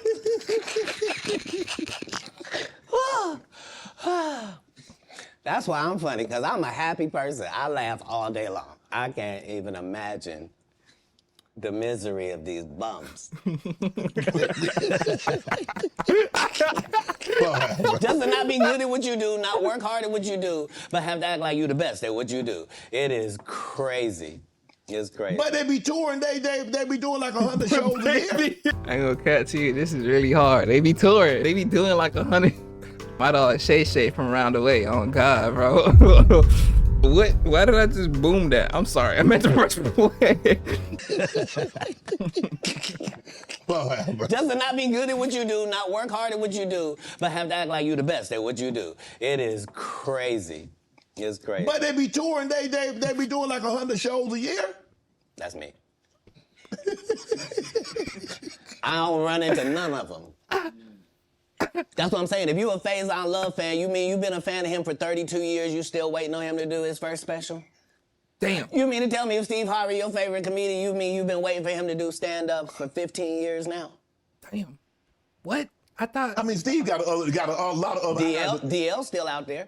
None of those irons matter to stand-up. Who cares that they wrote a placard for you to do Family Feud on? Like, you're successful because we're surprised you can talk for a living and it's entertaining that you're gonna say some funny country things. But not a writer. Right. Not a writer. How did you develop Money Mike and get it? I mean, everybody talk. Family Feud fire though. What did Steve Harvey do? I don't know, bro. You feel me? He do look like Mr. Potato Head. He just caught that straight for no reason, bro. It look like Steve Harvey just be chilling. I don't know, bro. Not a writer. Right. Not a writer. How did you develop Money Mike and get it? I mean, everybody talk. Money Mike is how? How did you come up with that and say, you know what? This is how he should dress. This is how he should talk. This is how he should look. This is the kind of whip he should ride. This is how he should talk. So if you'll remember that was my first movie, just understand that what I did then, I've done with every single role, whether it was an Emmy-winning role or whether it wasn't, whether I was playing somebody homeless, whether I was playing a dirty vagabond on Atlanta, whether it was an eccentric guy in First Sunday, regardless of what the role is, the first thing I do is erase me from it. Okay. So anything that I would naturally do, that's what I'm not going to do because I'm playing a different character. Playing the character. Okay. Right. So Oh shit. Okay. I like that quite a bit. Hold on, let me write that down. From it. Okay. So anything that I would naturally do, that's what I'm not going to do because I'm playing a different character. Playing the character. Okay. Right. So I then create this person based upon real life circumstances. So I don't have to wonder what a pimp thinks because I've been in that position for a little while. I also worked manual labor for some time in my life, so I don't have a problem paying somebody that works, and I don't have a problem being a go-getter because I'm a go-getter. So I bring whatever I can to these characters. I was able to, the first week that I got the script, there was a pimp guy that used to be a pimp, but he wasn't anymore. He was a rapper now, and his name was Mac Minister. And he had been a pimp and was getting ready to be a rapper. And I had never done a movie before. I was a stand-up, and I'm getting ready to do the movie. And so I was able to craft what a real pimp was like, what was too much. I didn't want to be stereotypical. Right. I did the research. I saw how many times people played pimps, and they were always... It was always something weird about them, I guess, because it's a weird job, you know what I mean? Right. And I wanted somebody that didn't seem like none of that he really thought it was a business and treated it like that. And so, you know, adding those levels to acting is what all actors do if they're not Steve or Cedric or Ricky. Like, you're trying to create a character. You can't just be Faison in every movie. Like, you just gonna take your shirt off on every movie? Like, why does it say that in your script? Man, let Big Worm live. Let him breathe, Katt. Let Big Worm breathe. Stall him out now. What? You having an unnatural allegiance to losers is not like you. No, I ain't got no allegiance to the man. But Damn. Hey, my allegiance is to the tribe. We winners over here. Sometimes we lose. We not losers though. You feel me? Regardless of what it is, winners. This nigga said you have an unnatural. That's a crazy statement. You having an unnatural allegiance to losers is not like you. no, I ain't got no allegiance to the man. But you got to admit the role that he played, Big Perm and Friday now. You got to give him credit for the role now. Come on now. Let me ask you a question. Yes. If what you're saying is correct, why wasn't he in next Friday or Friday after next? I mean, his role, It wasn't good. Sorry. There was a lot of people that appeared in the first one that weren't in the second one, Katt. I'm just telling you why. I'm sorry. I'm sorry that there's a news flash that there are reasons for things in a business. Yes. Oh, okay. Well, why did you bench D-Lo? He had 2 points. What are you talking about? Shut up. But I like him. Nobody cares about that. That's not what we're talking about. These are business conversations that deal with businessmen. Right. Right. When you're good at something, you should progress. The guys that are not as good, they should fall down by the wayside. That's natural. So you believe if your talent doesn't support it, you should fall by the way. I mean, that's true in to some regard because, no, that's true 100%. It's just that, you know, sometimes the guys that aren't good end up being at positions that are better than guys that are actually good. But because the guys that aren't good are better ass kissers, you feel me? The guys that are not as good, they should fall down by the wayside. That's natural. So you believe if your talent doesn't support it, you should fall by the wayside, and the guys that have the talent and they get elevated, they should move. No, that's what water says. That's what the universe say. The universe say the levels. No, not I say. Who am I?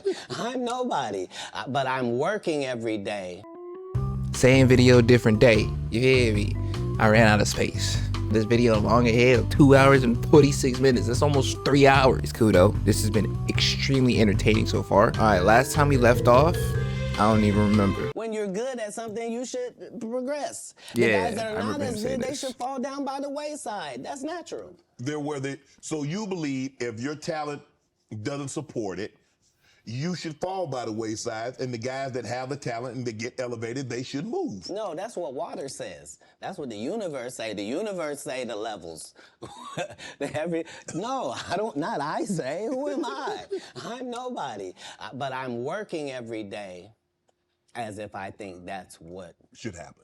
is how it should be. And I'm choosing comedians that also write and work hard and don't steal other people's material. And I'm making sure that they all make $300,000 a season. And I'm making sure that they're not ever signed to me or my conglomerate. And that's why they're successful. No, you can work with me and still be an independent businessman, boss owner like you came in. Right. I don't need you to be subservient to me. That's those other guys that make you pay dues. Interesting. You said earlier that you rewrote a lot of what Money Mike was to say and how. I'm gonna need some comedians that have worked with Katt Williams to like confirm nor deny these statements he's making. Cause if that's the case, that's fire. That's really fire. That's rare in the entertainment industry. On God, that's hella rare. You said earlier that you rewrote a lot of what Money Mike was to say and how he behaved. So they allowed you the freedom, the liberty to ad lib. How much? Would they allow you to just make an interception if didn't nobody talk about it? As a football player, if the ball they don't come let me your run- way, can you just grab it? Can you make an interception anytime? Are you allowed to pick up any fumble? You can do any hustling, Yeah. right? Oh, okay, same here. Same here. But here's the thing, though. Even as an offensive player, Yeah. they might let me ad lib once I get a couple of years under my belt. They wouldn't let me ad lib as a rookie. That was your first movie. I told you the conversation in my first movie. Just because I am committed to laughs. The only way I made it past those 300 comedians, I didn't tell you this. What it required is I had to watch all 300 comedians 10 times a piece. I watched your set 10 times of you performing, whoever you were, and then I counted how many laughs you got every time you did these amount of minutes. So if you told me this comedian and told me he did 30 minutes, I could tell you that he got 26 laughs in that 30 minutes because I had done the numbers on everybody. So I didn't just say I was funnier. I knew I was funnier than the comic you liked, and I could tell you how many jokes funnier I was because that's how we judge stand-up. You do 15 minutes, I do 15 minutes. How do I know I'm funnier than you? Because you got 6 laughs and I got 16. I'm almost 3 times better than you, low-key, boy. But I'm never gonna tell you the formula. So you gonna keep just going out there telling jokes. Now understand that psychologically, the audience by 10 years is convinced that I'm funnier than you. They just don't know why. Because I'm putting out more content, better. I had Terry Crews on here. He said at the time that you did the movie, you were homeless. Is that true?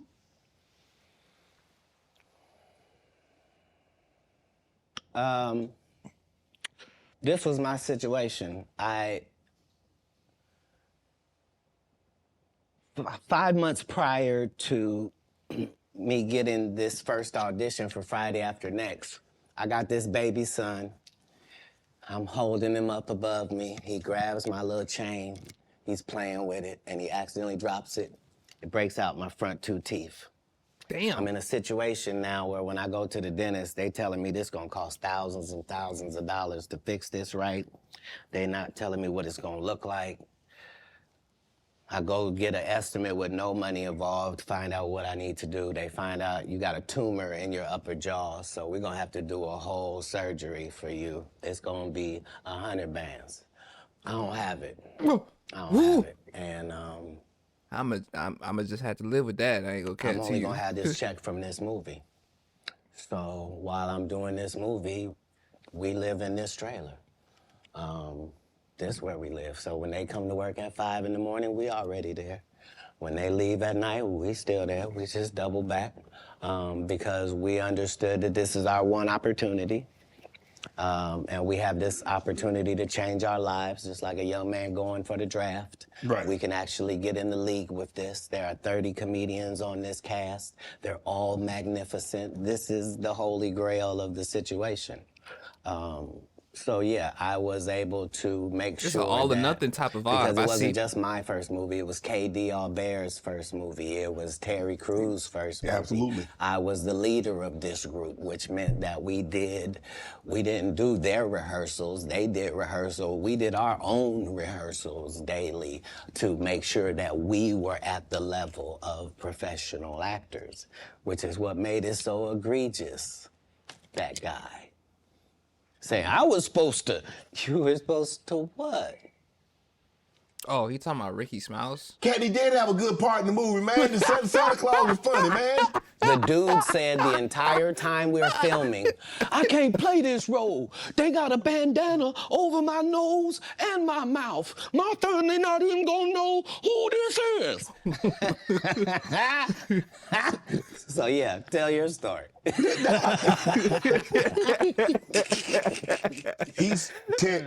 Terry Crews also said that you guys had a lot of conversation, that this was your opportunity and you needed to seize this moment.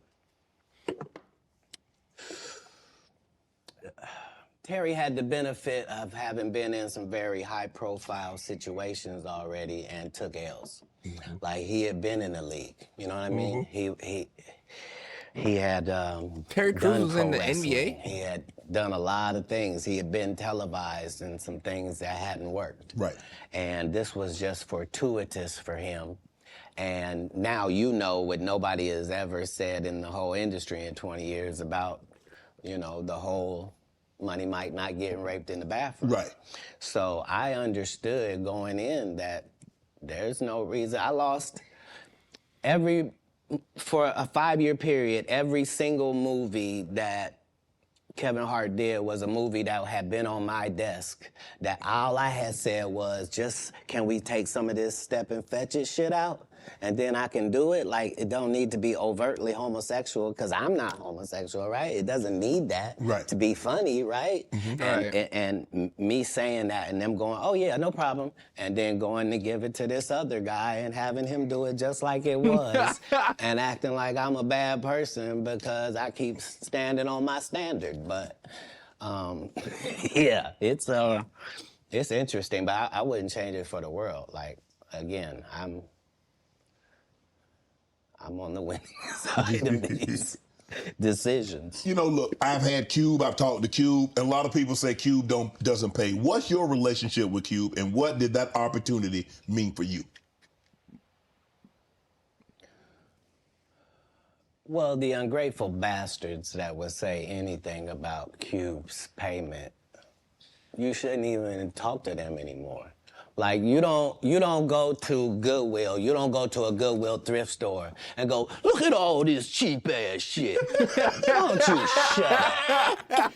don't you shut up? You could have went to Hermes. Why you didn't go to Balenciaga? Why you didn't get a bowl of the Balmain? Oh God, that's crazy. What you mean, the independent black dude who's filming it partly out of his fucking pocket? What you mean he didn't pay you enough? They weirdos. Yeah, that is felt weird. like they earned the opportunity because they were big. No, I understood. That ain't no $200 million movie. Well, I mean, how much did you expect you was gonna make? Well, I made enough to get them teeth fixed just like you did. Yeah. It was no harm, no foul. I knew that I was gonna go from there, and there was no turning back for Katt Williams. Well, here's the thing. I wrote it. What I'm saying if I did it and I did a good job at it, you can thank me. I was involved. Right. I'm not gonna come later on and tell you, I never even read the whole script. So how you know what roles? What? What do you mean you never read? He's not letting that go. Like these guys' whole job is to present something, unfortunately, and I'm just not a presenter. If you ask me a question, I'm just gonna tell you the truth of how it went. Would you be willing to do another Friday? Cube already asked me to write it. I was supposed to have been writing it. This is what these guys are mad about. Like, we lost some great people before this movie could come out regardless. Right. And so, yes, there desperately needs to be one. But we miss John Witherspoon in a way that can't really be quantified, if I'm being honest with you. And the Chris Tucker that we got now is Epstein Island Chris Tucker, not Smokey. Oh, Lord. What? Whew. If I didn't know no better, I'd tell you he's the greatest. I don't care what you say. To be confident and not delusional is a real skill. Most of these confident people we see is really delusional. Well, you don't think they asked Chris Tucker to come back in the second Friday?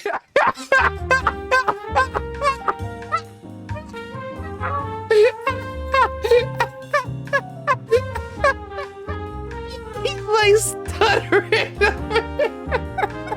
What did he just say? He said Chris Tucker was on Epstein's Island? What? What? And who is John Witherspoon? Oh no, this is crazy. Katt Williams is talking hella spicy, bro. Oh God, bro. Forget the habanero. My dog is going straight to the Carolina Reaper spice. Oh God. This is insane. He just saying shit like with no type of build up or nothing, just boom. Chris Tucker, Epstein Island. Oh no. Oh no. This no good. This is not my boy. To be confident and not delusional is a real skill. Most of these confident people we see is really delusional. Well, you don't think they asked Chris Tucker to come back in the second Friday? Look at the way he posed up, bro. chin protruding like crazy. Smokey was all in Smokey. There ain't no Friday without Smokey. We all agree to that, and there's no next Friday without Friday, and there's no Friday after next without Friday. Nah, we talking about the road because you say that they don't. Here's the thing. Okay. Here's the thing. Chris was allowed to make the decision. At the time that this is happening, Katt Williams is known for smoking weed. Willie Nelson is known for smoking weed. Right. Snoop's known for smoking weed, but none of us is really known except Willie. And I'm saying, Chris Tucker didn't want to be the poster child for smoking weed. He don't smoke weed like that. Right. He in the church. He Michael Jackson's best friend. Christmas. Michael Jackson called him Christmas. You ever met a man that gave you a little nickname like that? No. Me neither.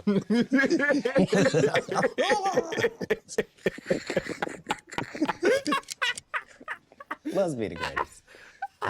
Man, I ain't gonna be able to get nobody back. I ain't gonna be able to get no more comedians. Right. They all coming. No, they ain't. Are you kidding? Nah. Yeah, they all Hey, I come. I promise think you. I done got all the rest of them. I done got the ones. I promise you, everybody trying to double back. You're gonna be able to beat them off with a stick.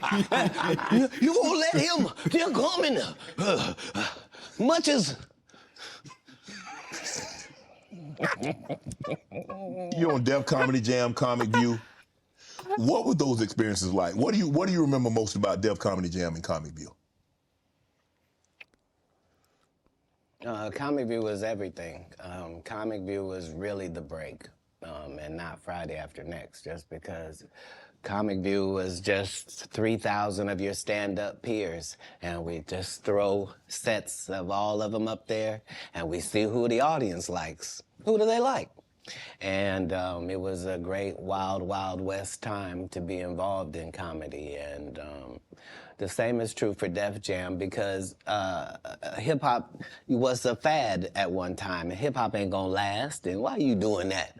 And that's how it was for blue comedy. If you were a comedian that cussed, you were ridiculed by the mainstream comedy geist. That would be like me being on Joe Rogan. Joe don't want me on there. I need to be on Shannon. Joe got 6 comedians that never been funny. He want to push out. Bam. But that's really how it is. I'm so sorry I'm competitive. You an athlete, right? You understand. I can tell. You understand. Will there ever be another Comic View, Def Comedy Jam? Could that, I'm competitive in too, today, ain't gonna lie. 24, 25, 26, could we see that again? They've already announced it. It's already going. You didn't know?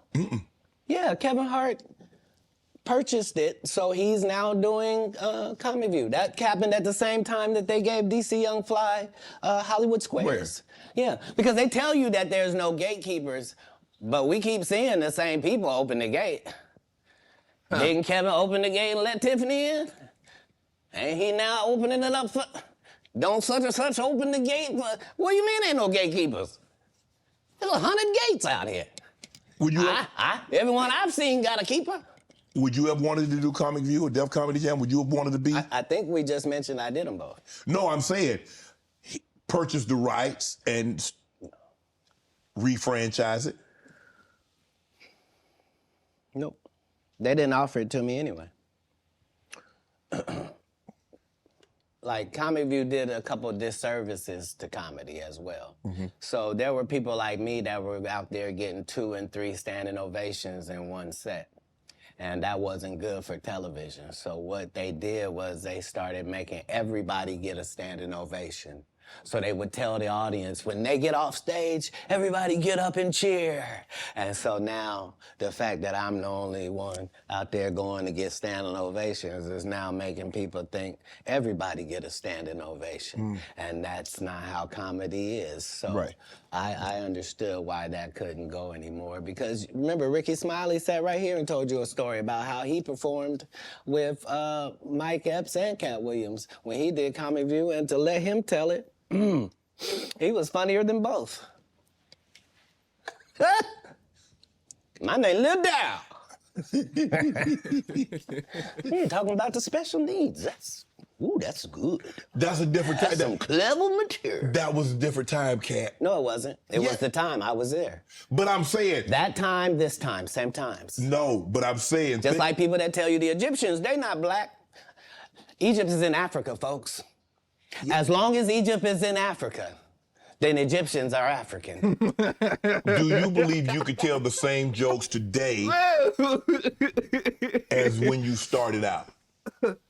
I mean, Eddie Murphy not telling those jokes. Richard Pryor wouldn't be able to tell those jokes in 2024 that they told in the 70s and the 80s. So they wouldn't have told them.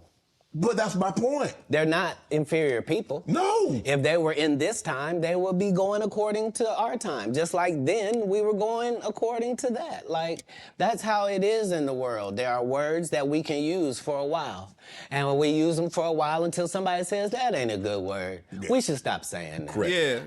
That don't make people feel good. And we stop saying the word. And we move on to another word. You can't say the R word. You can certainly say special needs. Yeah. You can certainly say spectrum. Be slow. There are things that you can say to get your point that don't have to hurt people. Right. But Yeah, you would know also that be if slow. what you did was construct the English language for a living, then you would understand that part.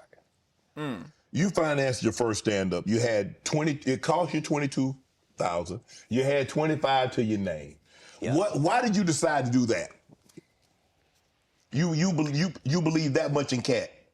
I believe that much in business.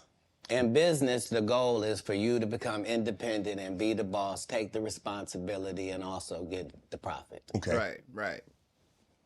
That's all. How can I be looking for you to put me on if I wouldn't?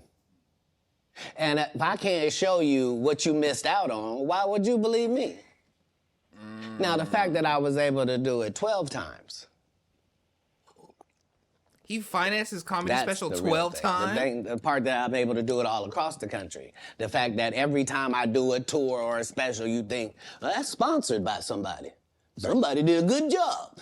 No, just the guy they're kicking around. Just the one that might mentally not be all there. He's the one picking the outfits, writing this guy's material, booking the shows, making sure he gets there. He's the one hiring the other comedians.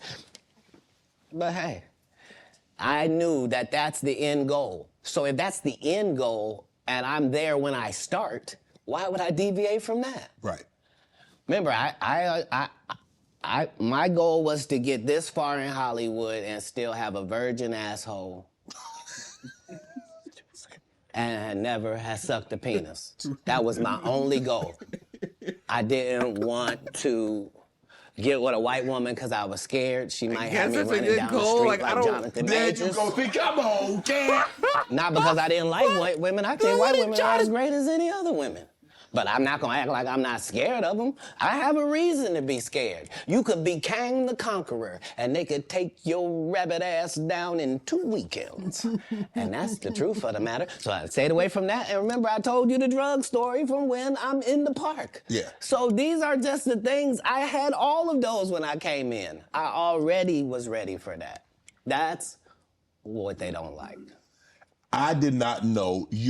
You're telling me and showing me a side of the business that I didn't know. That you guys are, the competition, the competitiveness. That's all business. ruthless.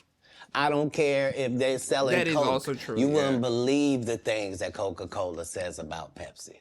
You wouldn't believe the water conversations between Dasani and Liquid Death. Like in all business, in all sport, competition is a driving force. Yeah. And I don't Yeah. require anybody to be better. Who am I? I just require if you're a loser and you've taken shortcuts at every chance and you've made sure that you didn't put anybody on that really had a work ethic and was a God-fearing person and you helped it. If that was never you, then don't act like that's you. Don't get out here now that you don't do stand-up and start acting like, oh, you not sure why you don't do stand-up no more. I heard you got run off. You better be careful. The nigga that run you off gonna show up and he gonna tell everybody. Man, what you gonna be able to say? Nothing. Why you think I speak with such clarity? I'm actually involved in each one of these stories I told you about. Right. Right. The one comedian, as we've been sitting here doing this interview, that you hold in very high regard is Dave Chappelle. Dave Chappelle walked away from $50 million. You said it was more.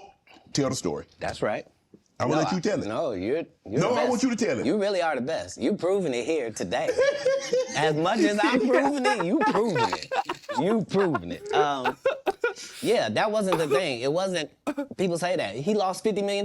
No, that's not even close to what happened to this dude. And until you understand what happened to the dude, you don't understand what happened.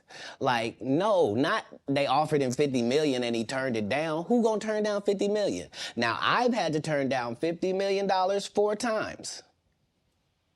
4 times. Just to protect my integrity and that virgin hole I was telling you about. Right. Because P. Diddy be wanting to party. And you gotta tell him no. You got to tell him no. I did. I did. See, I got the receipts for everything I'm telling you. That's why I can say it so freely. Oh my God. You here, get your number. Thank you, sir. Thank you. Come on. Because early on you was accusing me of being... Katt, man.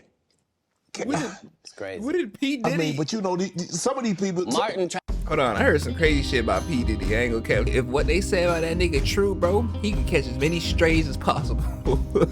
That's a crazy statement. But at the same time, right, it sounds like my dog is up to some really, really shady shit when it comes to like these women. I mean, but you know, some of these people... Martin tried to put me in my first dress. When he had to go on his hiatus, he tell me, Katt, when I come back, I need you. You my young partner, you my brother in comedy. When I come back, just promise me that my next movie, it'll be me and you. We gonna do it together. We gonna do some buddy cop shit. I said, Martin, you got my motherfucking word, my nigga. Go do what you gotta do. When you come back, I'm in your movie. Don't trip. I don't need to see the script or nothing. You know, we get in that office and this fool pull out Big Mama's House 2. I almost died. And I gotta read this script from all these good white people. Where this nigga want me to get in a dress with him. And I'm literally saying to everybody, why is he in a dress again? You already played the old lady as an FBI agent. We can play anything now. We can be playing a dog catcher this time. Why do we need to be in a dress? And I get so mad, I say, you don't want me. You want Brandon T. Jackson. And that's who they went and got. Twice I said it, they went and got him. Just like I'm telling you, I had that other dude's work. I had all of it. All I did was say, I want to punch it up so it's not offensive to real niggas. And that's how I got in this position. I sure hope I have Club Shay Shay after this year. It's gonna be in a dimension it's never been. Yeah, it's gonna be. The greatest thing floating in I might be out of 2024. business. Mark the words. No way. In a whole different realm of business. Facts, Oprah bro. How many coming views? Whoa! Bro, this shit's in at 14.4 million views, bro. This might be the most viewed video on Club Shay Shay. Yup. Oprah coming next. Once I establish this as a place of truth. Yeah. Oh, yeah. Watch. God's people ain't that few. Yeah. Prince. You met Prince. Prince was a friend of mine.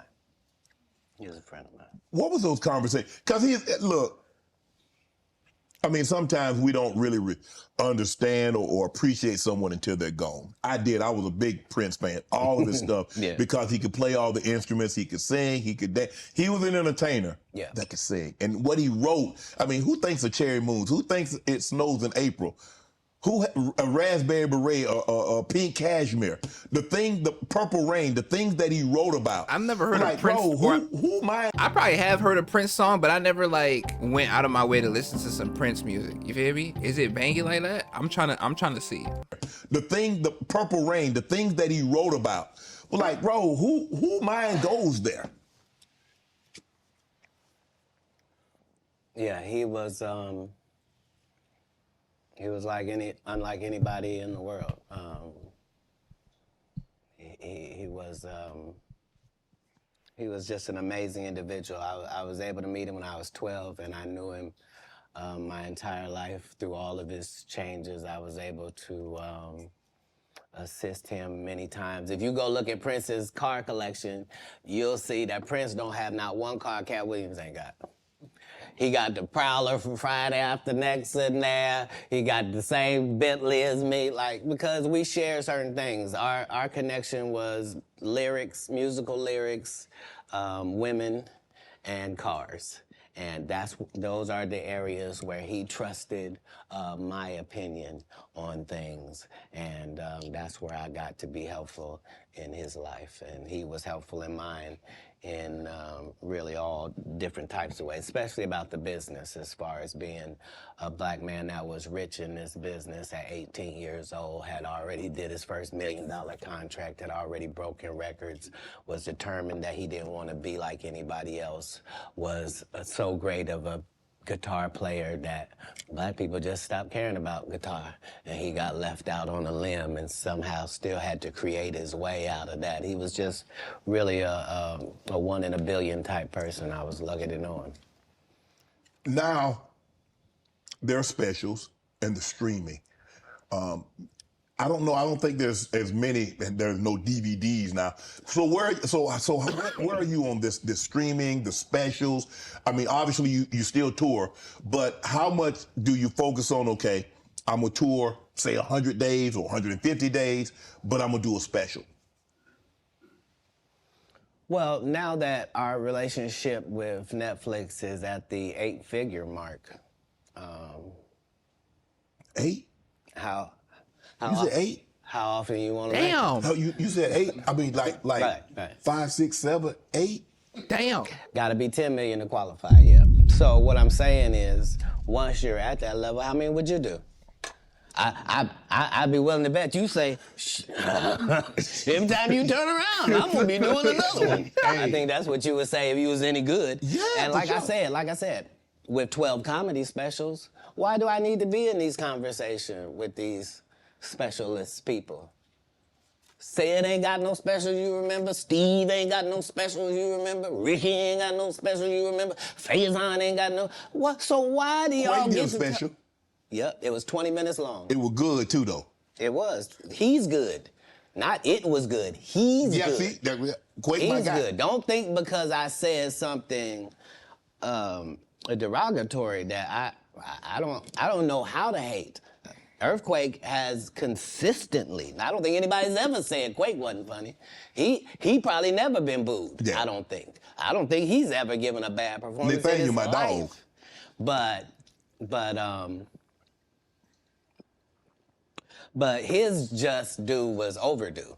He was in a whole different situation. Yeah. Because he wasn't able to translate the stand-up to the movie thing, TV. He took a hit. Most people don't take a hit. They're just judged on their stand-up. Right. So yeah, no. I even though it sounds like there's a lot of people that's not the case. I'm a proponent of all of us who are in this business working hard trying to make it. When you got into stand-up, was crossing over, was doing TV, was doing movie, was that a part of it? You like, okay, I'm doing stand-up. Okay, the next progression is TV movies. Throughout the history of stand-up, sir. That's the goal for all of us. That's how it goes. That's why when you hear these dudes talking about, oh, I didn't want to be a movie star, you just know it's disingenuous. Like, what are you talking about, dude? Yeah, oh, no, I just wanted to do a game show. Right. What? Not Steve. Are you sure? Are you sure?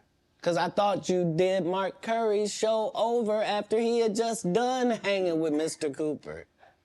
Why would you do all of that man's stuff that he did on his show on yours and then do the dude's stand-up when you go on the road?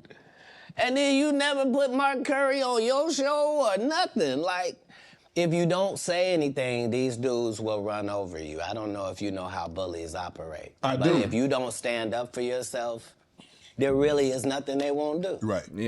Yeah, that's 100% You're a very generous fact. man, Katt. You're the sole sponsor of Melba Moore getting a star on the Hollywood Walk of Fame. You did all that on your own. Why? Do you have a personal relationship with Melba? No.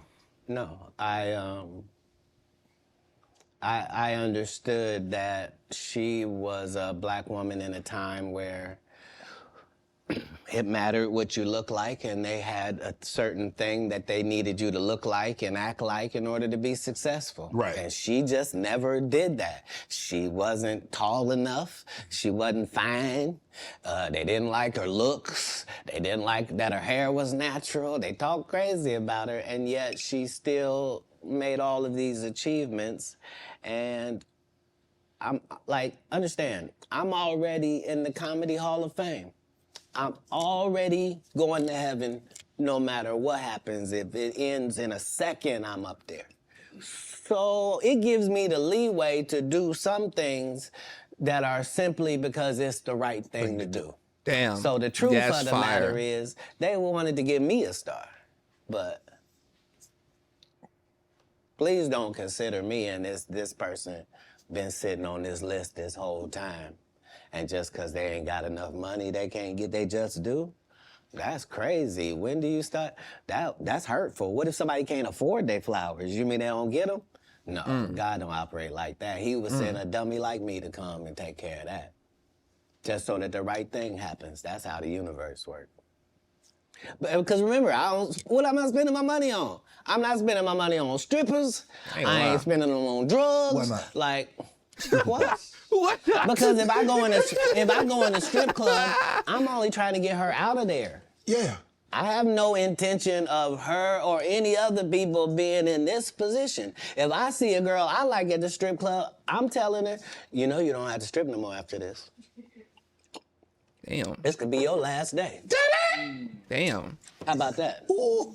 Damn. What would it be like just to leave it all? You ain't gotta be a hoe no more. I don't even want you to go get your purse. Just leave it. Ain't nothing. We get new ID. We get new ID and credit card and social security card. We don't need none of that. None of that. None of that. You This life don't look good on you. yeah, shit. You don't even look like a drug addict. Got me thinking, Kat. Oh, Right. what? You hear these athletes talking about, yeah, we was out there tricking. What? Why? You're part of the problem. You're part of the problem. Stop paying people that you don't have no respect for. It sets it up bad for us. We got women out here can't find a man because they acting like him. You are alpha. Now the alphas all want these subservient husbands. You can't have one. No. That ain't gonna happen. It ain't gonna happen. Sorry about that. Okay, go ahead. Boy, you done got me canceled. How many times in this program? I don't know if you can Where's get the camera? canceled. I didn't write nothing. I said tonight. It's all been on these cue cards. I'm just gonna keep reading them. Ask your next question. Hey, the lie, Shay Shay, you're Do you have to done. get out of financial situation? Wait. What's the question? Hold on. What? It's all been on these cue cards, and I'm just gonna keep reading them. Ask your next question. The Migos. Do you help them get out of financial situation? The Migos. Mo. I don't think we ever, as a nation, can remember a time that the Migos were financially unsuccessful. So for the record, True. I would assume that they've never needed Katt Williams' financial assistance for anything. I'm sure that between QC, the label, and other things, they were Let's speak off the taken care record. of. On the other hand, if I was given the opportunity to help them, would I? Of course I would. That's what I do. I'm a pro-black non-racist. Like, I really, really love black people, but I don't love them more than other people. I love everybody. I'm a black guy, and I try to stick with that, but... I ain't gonna lie. I love my black people. You feel me? Don't get me wrong. I be getting mad at us. And I'm not even really like African American. I'm Haitian. But do that matter to other people looking at me? No. I'm black. So I'm black. I love my black people. I love my Haitian people. I love my white people. I love my Indian people. I love everybody. I am Haitian. So, you know, it just feels great to say nigga. I can say that whenever I want. No repercussions. Nigga. You probably can't say that. Why the hell? And that's cool. I love you. I really do. You just can't say certain words. And I can't say certain words. It's really as easy as that. It's as simple as that. I don't love them more than other people. I love everybody. I'm a black guy, and I try to stick with that. But yeah, I'm not one of those pillow talkers either. Like when I do something good, I'm really not doing it for the gram. It's not for any of that. I'm just doing it because it's good to do. I appreciate that. I don't know if this is true, but I did read that comedians on your show say that women sometimes would bring them money and not say where it came from. But Say that again? Comedians would say women would bring them money and not say where it came from. Right. So I'm not a feminist like a feminist would be, but I do believe that that in my camp, like if I had 35 people in my camp, right? I believe that other than 4 jobs, I believe that a woman is better at any of them jobs than any man could be. Okay. So 10 of these jobs, no man can work because I'd rather a female be there. If I gotta smell anybody's breath, I want it to be hers. I don't want none of you crusty. So what I'm saying is, if in a staffing issue, I'm gonna have 75% women just because I prefer them. Right. I don't prefer to hear 2 guys talking in the corner. I prefer to hear 2 ladies talking in the corner. I don't care what they're talking about. I just prefer that. bro, something about women is just. You hear me? Like, bro, y'all are so fascinating to me, bro. Oh, God. So fascination. Ooh, yo. I don't really give a damn how niggas is, about to be honest with you, bro. Like, niggas is cool, you feel me? Niggas is real cool, but women, yeah, really get my gears gearing. That's so creepy. That's a little creepy. I ain't gonna lie to you, bro. I'm so sorry. Really get my gears gearing is insane. We're not starting 2024 off with that, bro. Erase that. Erase. Just because I prefer them. Right. I don't prefer to hear 2 guys talking in the corner. I prefer to hear 2 ladies talking in the corner. I don't care what they're talking about. I just prefer that. So a lot of times I will utilize ladies to convey a message. If a comedian is doing a great job somewhere in the country, he just did a masterful set and nobody's gonna pay him. They just clapping. And I know he's broke as shit back there. Wouldn't it be nice if somebody just showed up and gave him a little blessing? And he didn't have to suck me off for it and, thanks, Katt, and boy, I really needed it. Why would you do that? If you was actually just trying to help people, you would. People know that's how I pay my tithes. If I got paid $100,000 to be at your city, I'm gonna take 10,000 of that and put it in your homeless area. Not because I got to, because you gave me 100 racks to come to your little rinky-dink town. Who would I be to not pay my tithes back to your town? Oh, my town rinky-dink? That's how I got in this It position. is, yeah. I can't even blame you. Damn, that's fire. I ain't gonna cat to you, bro. You adopted 7 kids. What the, what? Why? Did he? Hold on. That's a lot of kids for a man that's as busy as you are, It is. travels as much as you do, on the road as much as you are, spend a lot of time because you have to spend a lot. I mean, it's not easy. I mean, maybe it comes so natural to you to put pen to paper and to write things down and be able to go out there and perform a set. But that's a lot of responsibility, Katt. Right. Right. But if there was a God, what would he think about you if you did that? I mean, I'm saying let's say, for human, example, to be honest. that God is real. Yes. Okay? And For let's example. say he be looking at what you do. Yes. What would he say if you did that? He said that, Katt, that's a very kind gesture. That's very generous of you. My whole life, since I was telling you when I was young and they was asking me what I wanted to be, and nothing I wanted to be was what I wanted to be God's friend. That's a weird thing if you're an atheist. If you're an atheist, I didn't even say nothing. But if you believe in God and I tell you that I wanted to be God's friend and I wanted to even go to Hollywood and still be God's friend If I told you that that was my aim, you could understand where I'm at. Like, I promise you, no jealousy, no bitterness, none of that. I got exactly what I was trying to get. I haven't been shorted in any way. I mean, That's a crazy goal for a 7, 8 13-year-old. kids, single. You gonna get married? You remember the conversation where I was... You gonna get where married? it was me? Yes. And I didn't know what was gonna happen to my 2 little brothers, and Yes. it was just gonna be out there? Yes. So when it gone full circle, and I'm one of the richest men that ever lived. And I don't mean, please don't look at my net worth. I saw my net worth. I had that on me. I don't even... I swear to God.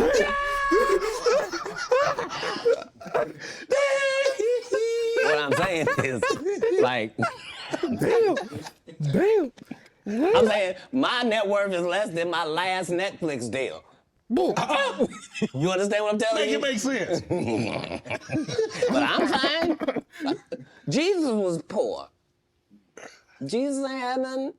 I mean, but he was Jesus, So why though. would be mad you say I don't have nothing? They ain't had the minutes they had back then, though. Is you poor if you could walk on water? I don't know. You turning water into wine and you walking on the ocean. It sounds like you live a crazy life, bro. Jesus was poor. True. Jesus ain't had nothing. So why would be mad you say I don't have nothing? They ain't had the minutes they had back then, though, okay? Say it again. We got different amenities now. Yeah, they had. Not more We than got gold. toilets, Gold was They the had- amenity of that time. We still got gold. ditches. Gold still running. They have no Rolls Royce. They got you can buy a ass. That's what they call it in the biblical time. They was cheap. Ass. What?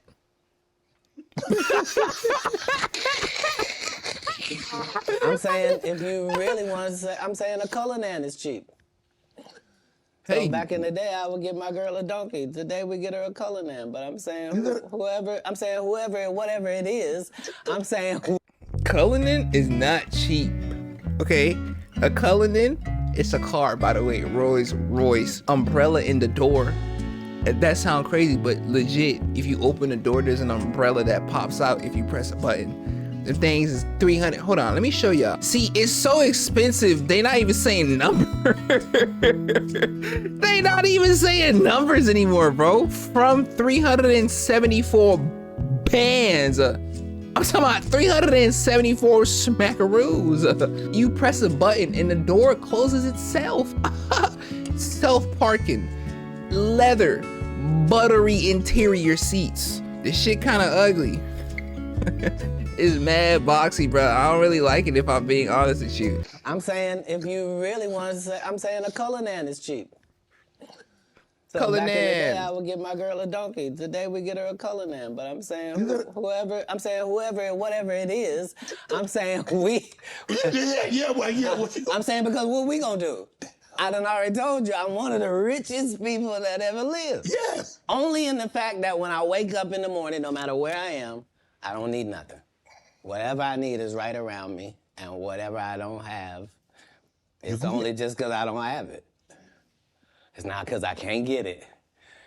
All I gotta do is want it, and it belongs to me. So because of that, because I'm favored by God, like when I see people's wives and stuff, I don't even look at them. You know what I mean? Like I don't want to look at nothing I don't want to have. Because I know how blessed I am. If I look at it, I got it. Yeah. That's how Diddy be feeling. Now, come on, man. Damn! What? Holster them shits, bro. You just shoot it in the air. You're not supposed to look at anything that you don't want. Not me personally, just because God has given me literally everything I ever even I like how much fakes like I appreciate want. And how much that's the appreciation whole he shows thing. to God. I ain't gonna cat to you. That's the whole thing is I don't have a type of woman. Every woman that I ever had as a type, I ended up getting her. Now she's not the type anymore. Now I understand that every woman is a one of one. Like you can't really have types. Every woman is a one of one. I ain't gonna cap to you. What? Cause see how you tried to ask me something about marriage, but then I ain't say nothing about no marriage. Yeah, you did. When you rewind the tape, definitely- you let it out. You was like, so you ever gonna get married? And then you took it back. It's okay. It's okay. Are you? I was known as a photographic memory. Are you? I'm not against it. Like, most people that are not married is because they're afraid of commitment. It's Right. not that like that for me. It's just the whole time I wanted to be married, I had kids, so I had to try to fill my wife's place before she got there. Right. So I'm already got kids without a mother, but so now I got to be doing laundry. I'm washing dishes. I'm reading stories. I'm having to nurture. I'm having to do all of this, and I got to the point where I didn't need the wife. I'm doing it, and we're doing it, and I'm not replacing a woman in their lives. I'm letting them see that that's just the only thing that we don't have. And it was easier for me to do that because you have to understand that all of the kids I'm raising at this point, they have fathers. You see? They have a mother. You see? I'm a different person. I'm raising you. And so that needs to be done with the other respect for the others that put work in as well. So yeah. Wait, what? I never had a problem getting married. I'm confused. What's one of the one things you try to teach your kids? They had parents, but were the parents not good enough or something in the eyes of the law? Or was he just snatching kids? No, there's no way, right? Obviously not. He wasn't just kidnapping kids. That'd be crazy. What's one of the one things you try to teach your kids? I don't teach anybody anything that's over 18. I've done the work I was going to do. But as kids, I really just tried to teach the things that can't be bought, your integrity, trying to live your life in a way that you yourself could be proud of if you had to look back on it. And yeah. I didn't do very good at leading by example, but behind the scenes, that's never what I was pushing. They understood that because of my stance, there was a certain thing that would come my way. And so accountability and responsibility is part of what you're teaching, is that, you know, even if you're doing the greatest thing in the world, there's this thing called no good deed goes unpunished. Like, there's a real Murphy's Law. Like, basically, in raising kids, you're just trying to give them a better manual and an outline of how life works. Damn. Why is that a saying? I feel like that's just a portion of something that's longer, though. Left no good deed unpunished, no bad one unrewarded. Oh no. Give them a better manual and an outline of how life works than your parents gave you, you know? And so that's how I did it. How do you avoid toxic women? Hey, give me. I mean, because obviously, you know, you like women. Right. I Me do. too. And I probably like toxic ones more than anybody. You know what I'm saying? I asked you this. No, hold on. Because toxic women are exciting. And Right. that's just a fact. Right. Part of toxicity Go skydiving. is exciting. I'd rather skydive with her. But if you have toxic women, just understand that all monsters are feeding off of something. And if you find out what this toxic woman is feeding off of, you can just begin to turn off her feeding points. And it drives a toxic person crazy, and they'll get away from you. So whatever, if she's truly toxic, there are certain things that she's doing that help fuel her toxicity. You're not noticing it, but it's what it is. Why do you think she watches murder mysteries before she goes to sleep? Why is it always the crime drama playing? And Yo, what? What's up with the shot at murder mysteries? before she goes to sleep? Why is it always the crime drama playing? And What? What's wrong with that? turn it to cartoons. Make it. Oh, that pissed me off. Am I toxic? Nah, that wouldn't really get me mad. I watch some cartoons too. Yeah. Okay, never mind. But if I was watching it though, why would you do that? No, you don't get to. What's she listening to? You can't be listening to Sexy Red. You're broke.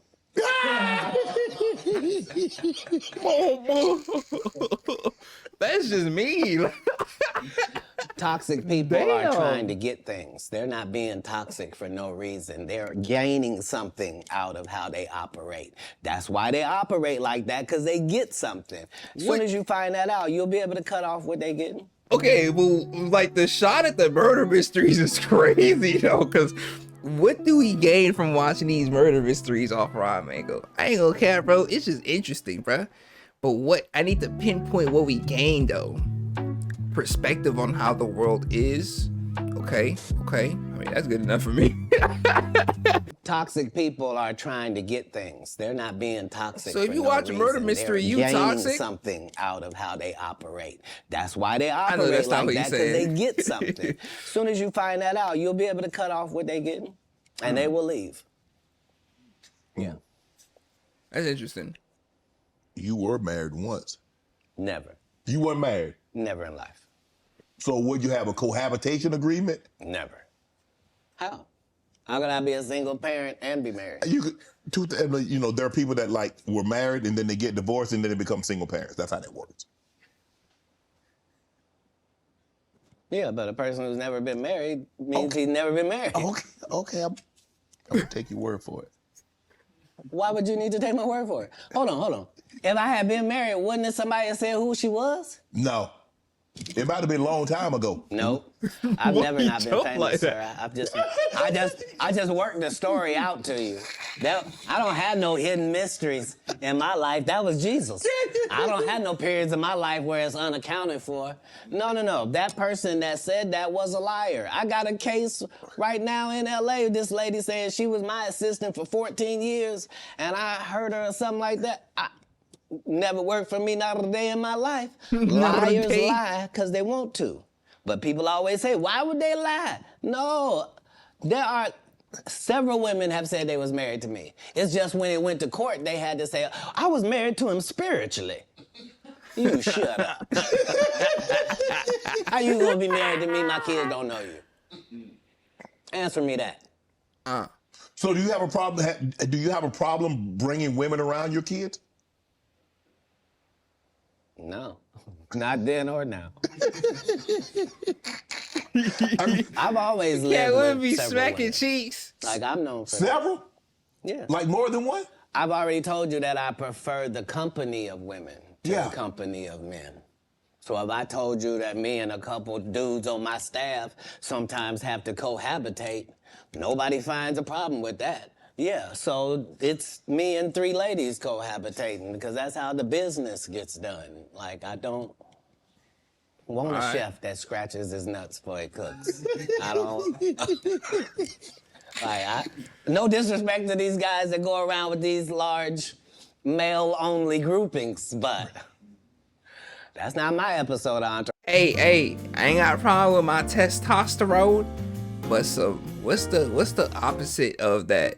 Some female testosterone is definitely need some around me if I'm gonna be in a group of people. It can't just be sausages.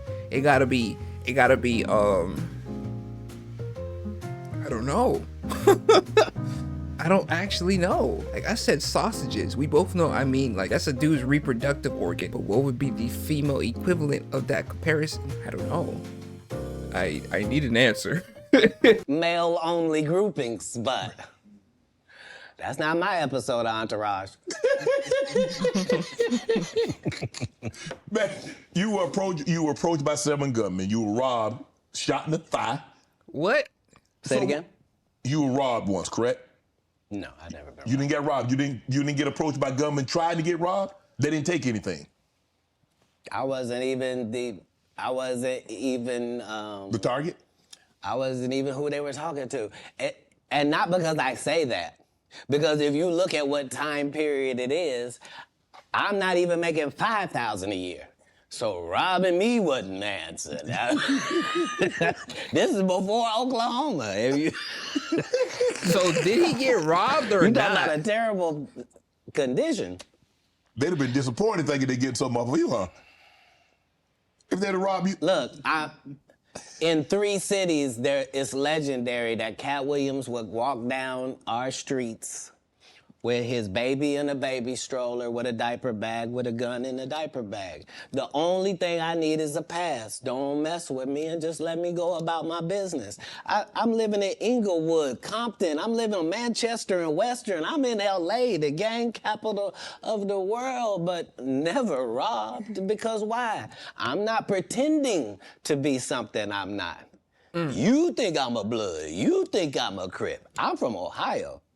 I'm a comedian. I'm a father. Right. I'm trying to do something out here. And not only do I not judge what you're doing, I'm not trying to be involved. Right. Right. That's the difference. That's where the respect comes. I ain't gonna lie. On God. So you're touring right now, the Dark Matter tour. Yeah. Filming next Netflix special. In May. May. Yep, next Netflix special. At the YouTube Theater in Inglewood. I'm about to catch that. I thought you might say that. I will catch that one. Right, because it's a homecoming for me. Because I lived on Hazel, so you know, Damn, what this nigga drip kind of crazy. homecoming for me. Because I lived What? on What? Is this his brand, his label? The rings is hard. They look chunky as hell. That bracelet's tough. And the chain go with it with the black diamonds. And then on the chain, you see the white diamonds and the black diamonds to match with the bracelet. Okay. But Katt kind of drippy. I'm sorry, the way he stretched his arms just felt like he was trying to flex his bracelet, even though we know he's not. But you know, when people get new watches or rings or tattoos, they're like, yeah, bro, it's way over there. It's over there, bro. Like, you feel me? Oh, what time is it? What time is it? Hold on. Shit, I don't know. Hey, you tell me. You tell me the time. That's funny. because I lived on Hazel, so you know, I gotta catch people that know one. I lived in the heart of Inglewood. They saw me walk down Market Street with the babies I'm raising. Like they understood that. No, I was really not pretend. Oh, he want to be from the hood. No, I'm living there on the street. What's your favorite city to tour in? The next one, sir. Yeah, that's the real beauty of travel. Right. That's why most people don't have the empathy and the sympathy that they need to have for other people. It's because they haven't seen other people. Right. Like if you went to Ireland and you saw what them people was like, and you went to Sweden and saw what them people was like, if you really went to Africa and you really That's why I want to travel so badly. My empathy towards humans is not high. I talked to a couple people about this. I deem myself the tribe leader, and I've come to realize that I care about my community. And it's a confusing thing for me because I'm not very good at caring about people. And I want to do my best at caring about y'all and caring for y'all. Even though I don't know what most of y'all look like, there's a sense of responsibility that seems to have grown on me. I don't know where it came from. I think it's y'all fault. I ain't gonna cap to you, but I feel responsible for everybody here, or at least the ones I talk to the most. You feel me? I don't want to say everybody because that just sounds like almost disingenuous. Like I'm just saying that. No, I genuinely feel that way. And it's confusing. It's kind of confusing to me because a lot of y'all are older than me, yet I feel older than all of y'all. I know that I'm not. I ain't gonna cap to you. I feel like I just gotta take care of all y'all. I don't know, bro. I don't know. It's weird. I say I want to travel because I want to learn how to be more empathetic, more caring.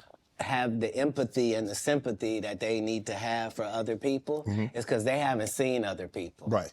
Like if you went to Ireland and you saw what them people was like, and you went to Sweden and saw what them people was like, if you really went to Africa and you really saw what the people was like, you went to Haiti, you went to Puerto Rico, if you really traveled across the country, you would see that all people is the same. It's way more people that's good than the fucked up individuals you're seeing. And if you understood that, it would change everything. So I don't have any favorites in the world just because every place is dealing with their own issues, their own troubles. All places look better than they actually are for the people that live there. And it's always a difference between what it seems like What it actually and what it is like. People will tell you, I went to Paris. I was there at the Eiffel Tower. Bitch, you had bed bugs. And there were rats everywhere. The food was terrible. Tell the rest of it. Yeah. Don't tell some. Let me ask you a question. When you go to these cities to tour, do you make it a habit of getting out? That's how I built my reputation. It's also how I ended up in jail 19 times. Because when I come to do a show, I'm really in your city. So whatever the strip club is, I'm there. Whatever the top bar is, I was there drinking. You had a casino, I was at it. Like, what was it? Huh? Because I'm in your city. Right. This is how I'm learning your city so that when I do my show, I can be talking about what I know, not what I think, right? And so that was what I did at every city that I went to. The first 15 minutes of my show is what it's like to be here. You see what I'm saying?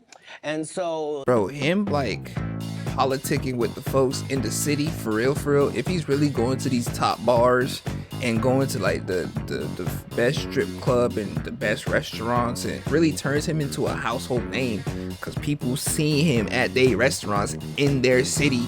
They seeing Katt Williams like eat food, get drunk, punch people, like get arrested. Like, that's crazy, bro. what it's like to be here. Right. You see what I'm saying?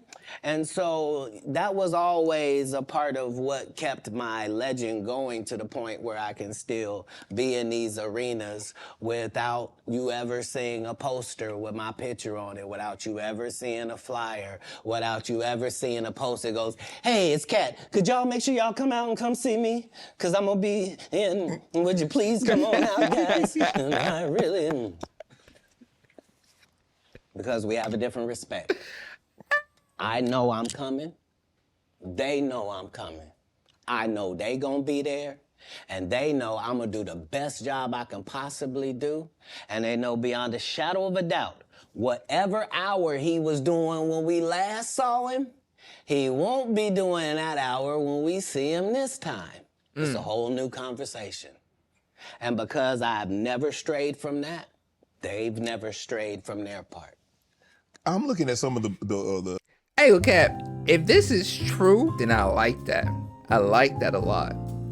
I hope I can foster that same type of vibe with my community. If I start something and I don't stray from that, then my community knows what's up. And they have the appropriate response to that consistency, to that commitment. I think so. Off rip, I had started with the long videos and I never got complaints. And my community comes to expect these long videos because they know that it's gonna be none but entertainment, and so they'll watch it through. And if I'm being honest with y'all, YouTube loves it. Y'all watch my videos through and the engagement rates be looking crazy, bro. They've never strayed from their part. Yeah. I'm looking at some of the actors that you've been on screen with. Cube, Tracy Morgan, Regina Hall, Terrence Howard. There's Nick Cannon, Tiffany. Bro, who brings out the best in Katt Williams? How does someone get the best out of Katt Williams? Do you need gonna say a Katt comedian? Williams. Do you need a serious actor? How do we get the absolute best out of Katt Williams on screen? He always gives his best. Well, I would be disingenuous if I didn't remind us that that's never anybody's goal. True. It's never anybody's goal to create a great situation for me to do a good job. Why? In a script. The way it works is the script is already there. This is a character in the script. If they give me the job, I make it my job that this character here has to be as big as this whole project. So if you don't even see the movie School Dance, I want you to remember, whose goddamn white baby is this? And the only way that I can guarantee that you will remember my scene if you didn't remember a whole movie is if I make sure that my scenes are that good, because that's what I watched. I watched great actors. You never saw De Niro, you never saw Pesci, you never saw any of these dudes in something and you was like, nah, I don't really believe it. You sure you're the Great Gatsby? Like, no. Like, you believe that this dude, Daniel, is a hobbit. That's part of the Lord of the Rings. Right. You see what I'm saying? I do. And so it's having a respect for the craft that I'm doing. That means I'm trying to do the best job possible. What was it like working with Spike Lee doing Priceless? Spike Lee is everything that you said I was in my intro. He's just really an innovator and a groundbreaking, one-of-a-kind dynamo. And I like dynamite. What did he say? like they Dynamo? tried to sabotage me even then. Like, What the hell is a dynamo? Is that like more dynamite than normal? I like that. I like that a lot. Whoa. My fault. Continuing. like they tried to sabotage me even then. Like, as soon as I said I wanted to get Spike Lee to direct it, because that was the biggest thing I could do, they immediately gave Spike to Gerard Carmichael and had him do his special too at the Comedy Store, and just to undermine, like, but I if there's one thing you can take away from me as a person, whether you like me or you don't, if you take this from me, you will be a better person. If you decide today that you're gonna live every day like it's your last for real, which means have a conversation with yourself every night that, okay, that was it. May not be no more after that.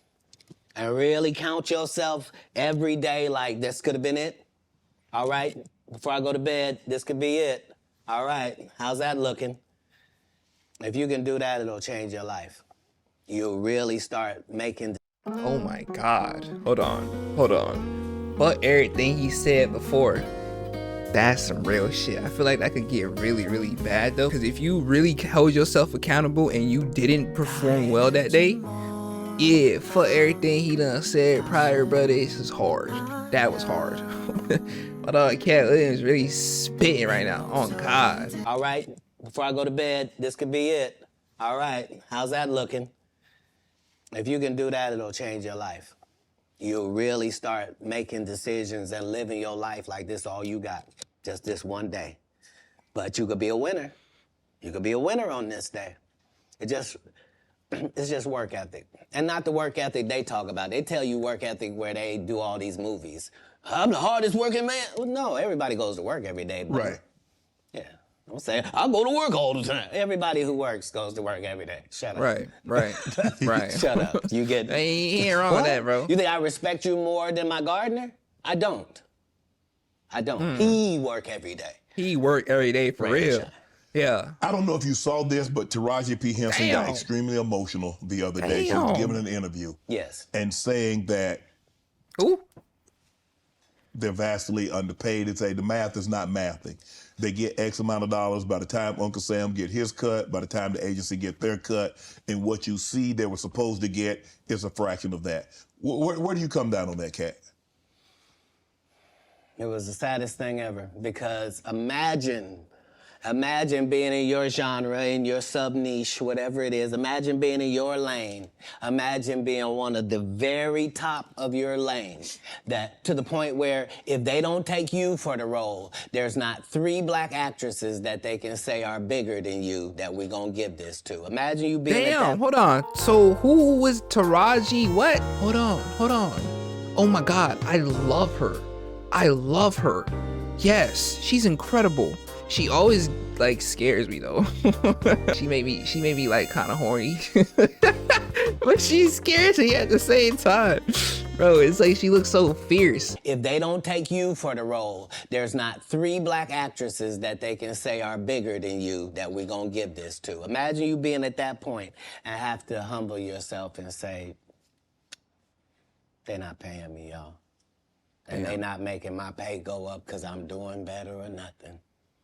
It don't matter to them that I'm famous and people know me or nothing. They want to pay me exactly what they paying the new girl. And I've been suffering under it for a decade now and just taking it. I just been getting whooped. But I just got to come say, this is wrong. We should be ashamed. But this is a country where we don't pay the teachers and then we say the kids is the most important thing. You can't have both of them. If you do that, we're going to end up with a generation that can't read. Guess what? Generation Z and A can't read. Hold on now. Because who was giving them a Oh, look? wait. We gave them all. I'm 1999. What is that? Generation Xyle? I need to know. I don't care, bruh. I don't care, bruh. I can read. You feel me? I can read very, very well. Now, do I got reading comprehension? On God, I do. Reading insights, 2023. I read 96 books. Damn, that's actually pretty low for me. I ain't gonna lie, because 2022, I read 300 books. 2021, I read 400 books. Because I was busy last year, though. I ain't gonna lie to you, bro. We was doing something last year. You hear me? Both of them. If you do that, we're gonna end up with a generation that can't read. Guess what? Generation Z and A can't read. Why? Because who was giving them a book? My nephew's smart as hell, though. Or a phone. And now the letters don't mean there's no cursive writing. Right. Sorry about that. So yeah, this is what period of time it's in. It's the period where the victims get to say, they've been hurting me for a long time. And I just ain't said nothing because I was trying to be strong and I didn't want to shame anybody. When our people call out for help, we gotta understand. You know what I mean? Like we put too much pressure on Tyler Perry. You know what I mean? He ain't put nobody on. The people that been in his productions, they not famous. All of them can walk through the mall without security. Be what you gonna be, but put your people on. If you a gay person and you in there, put some other gay people on. Put somebody on. Or don't be wondering why people keep saying gatekeepers. Because clearly, y'all are keeping these gates. Clearly. Wilding out. How difficult was it for Nick Cannon to get you on, and what was that That's crazy experience like? That he just said that. I've known Nick Cannon since he was a teenager. You feel me? He had to have his... He in the comedy club, if you're underage, you can't be in the regular club. You had to be in the kitchen. Right. So I was the master of the kitchen every comedy place because I got a child, and my child is back here in this place while I go on stage. Right. So I've known Nick Cannon since he was 14. Nick Cannon has never called and asked me to do one single thing, and I turned him down because I've known him since he was a young black child in Hollywood. Wow.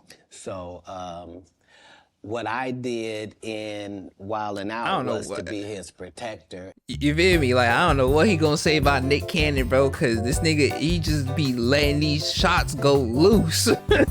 Shooting him out of nowhere. And it's like, bro, wait. Let me grab a shield. Who knows? He might say, Tribe Louie be killing folks. What? I'm an innocent bystander. To do one single thing, and I turned him down because I've known him since he was a young black child in Hollywood. Wow. So what I did in Wildin' Out was to be his protector and to be his voice with hip hop. So the whole thing was the thing that he was trying to do had never been done before. You can't bring 6 comics in and let 6 comics talk shit about 6 rappers because the 6 rappers will beat the 6 comics' ass. Right. You would have to have a comic that could actually stand in between and go, look, we comics, we gonna say what we gonna say, y'all gonna take it and understand it's a joke. If you want to fight, we fight before the show. So you can go out there with your black eye. We're not going to do it comedically. This is what needed to take place in order for it to be successful, which is why it had already aired and didn't work. And then suddenly when it comes back with me, it suddenly works. Because respect has to be in there as well. If you're trying to do it with Kevin Hart, you and him going to get run over. You a teenager, he 5'2". Like, what's gonna happen? Who are some of your favorite young comedians? I haven't seen a young comedian I don't like. If you name any of the young comedians, I'm aware of all of them, and they're all doing a great job. It doesn't matter if it's Country Wayne or Desi Banks, it doesn't matter if it's Carlos or Chico, it doesn't matter if it's DC or Just Hilarious. It really doesn't matter once we go to the young part. The young comedians are dealing with things that we never dealt with. And so that gives them more benefits, but it also gives them more chances of failure. So it's not easier for them. This is different. Yeah, I'm a big supporter of young comics. We have Miss Pretty Ricky and Takara Williams. I've taken 25 black women on the road in these tours. It's important to me that the young comic gets the benefits and the advantages of the big comics platform. Matt Rife, Wildin' Out, recently got canceled. You see Jonathan Majors, what he went through. Marvel dropped him as soon as the conviction came out. And you were telling the Hey, you saw that black woman come get his charge cut in half? Thank you, Megan Good. God bless you, coming to save that slave. If he'd had to be there by himself, he was getting all four. Guilty, guilty, guilty, guilty. She came in there, was just so beautiful, they had to knock half of it off. Bless his heart. So, Matt Rife, you know him from Wildin' Out. He gets canceled for trying to tell a... I never knew him from Wildin' Out, to be honest. Okay. I came across him as a new comic. Okay. And yeah, I'm really just trying to see the comics, judge where they are, see it. Yeah. Right. Go ahead. So, the canceling, what do you think about this cancel culture? You see this situation with Jonathan Majors. I mean, for all intents and purposes, I don't know if maybe he can bounce back in a couple of years, but man, he was hot. He was hot. He was cooking. I mean, you see him in Creed, he's in the Marvel movies, and then just like that. Maybe I'm a conspiracy theory, but I thought Katt Williams said any time they make you into that position, part of that contract is you do understand whenever we want to take you down, we can, right? Part of giving you the world. First of all, they went around the world for 2 years straight telling any women that would listen that this was a good-looking Negro. Since when? When did y'all start liking a big nose? And when did y'all like a little head and a big jaw? When? Since when? That look like my daddy. When you start liking my daddy? You like black people's features like that? If this ugly nigga is good looking, then all niggas is good looking. Anytime you see them telling you something you can't believe, just understand it's a play. And it don't matter. You gonna know it's a play as soon as they get in that position and think they gonna tell somebody something. No, you're not. No, you're not. Marvel will cancel you you won't be allowed to read a comic book. What is you talking about? Damn. Get out of here. Get out of here, ugly boy. Yeah, they love fooling the people. Yeah, they love fooling the people. What's your relationship like with Suge Knight? You still close with Suge? Have you spoken to him? Have you talked to him recently? Yeah, it's doing good. Yeah, he's Man, when you a friend for life with Katt Williams. Yeah, because the people that come to me are trying to better their life. They're not trying to continue doing what they have been doing. Okay. So when somebody comes to me, male or female, it is in the auspices that this is what I did, this is what I used to do, this ain't what I want to do no more, and I want to do something else, and I'd like it to go a different way. Okay. That's what I offer. Yeah. So if you come to me under those auspices, then my loyalty is lifelong. Why would it not be? Damn. Tory Lanez and Meg. What was your take on that? Because I know you got to take on everything. I know it's a difficult position because somebody's not going to tell the truth. And the truth has got to be told. In all circumstances, the truth has got to be told. So if you don't want to say she shot her, then you shot her. And that's the end of that.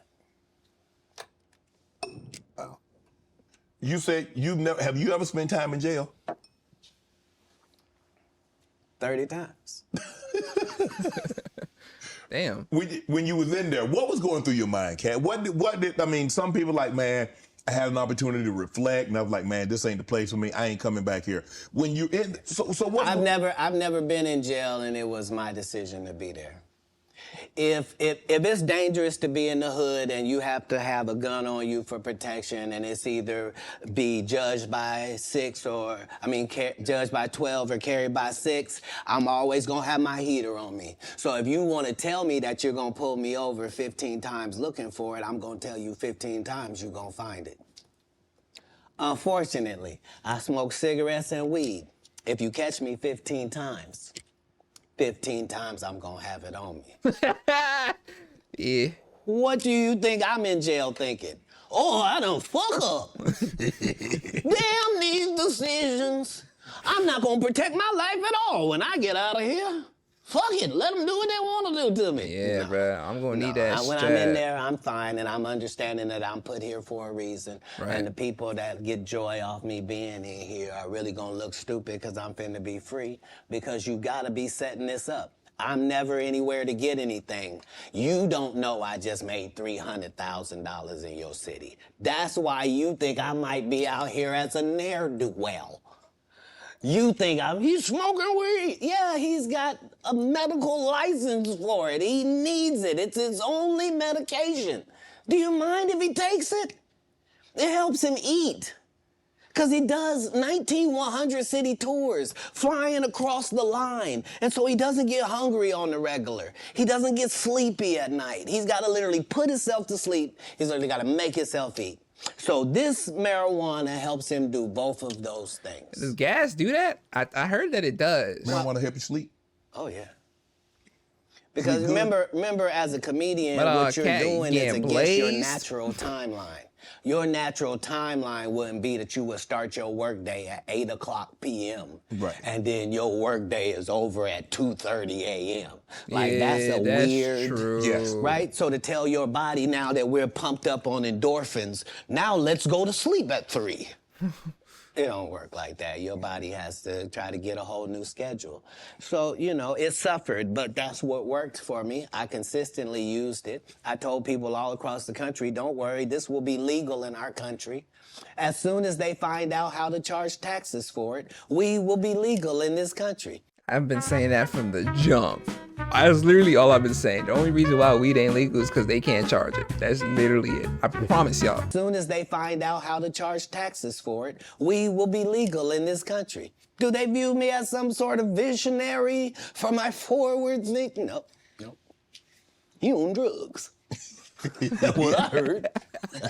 Katt, but how have you been? I mean, bro, every time You they try to a put you judge. down, they try to put you to the back. Yeah. You bounce up, you move right back to the front.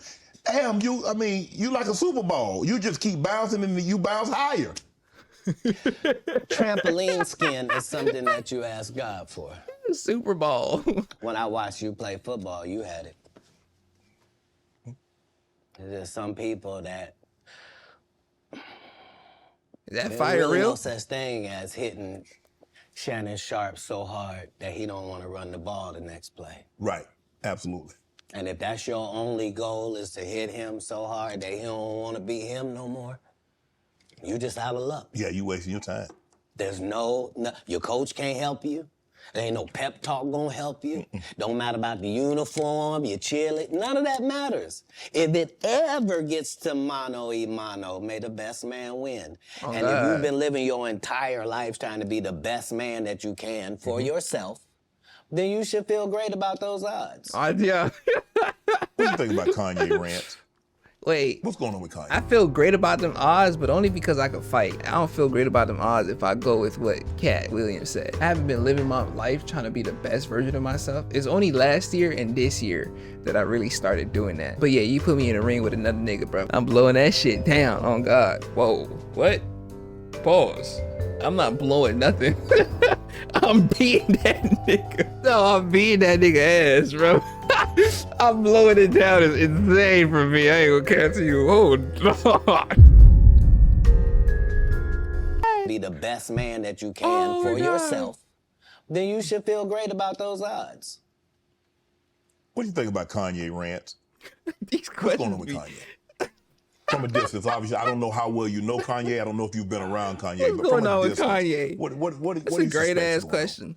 But we asking it to Katt Williams though. Like, I suspect that we're pretty awful people if we say that somebody got a mental illness and then we watch what they do. If you say somebody got special needs, then why would you be watching them and holding them accountable like everybody else? that's a good point. Wouldn't you grade them on a curve? Wouldn't you go, whew, this guy? Because, what are we reacting to? What are we reacting to? You're the one that put him in a position where he thought he was God and could call himself Jesus. And you're the one told a guy that writes musical lyrics that he was a genius. Mm-hmm. You're the one that's like, so what do you expect? The guy married a whore. Like, what? Oh, Lord. Like, I didn't mean it like that. I mean, married her because she was one. Not he didn't know. He understood that he wanted that. He courted that. That's what he wanted, to base his family she on. got a good heart, though.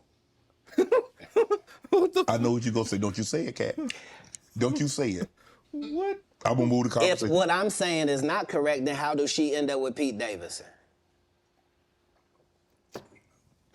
I mean, it happens all the time. And what if you weren't even good enough for Pete and he leaves you? What do that mean the product was? Damn. No, I don't support or villainize Kanye because I don't understand what it is we want from him.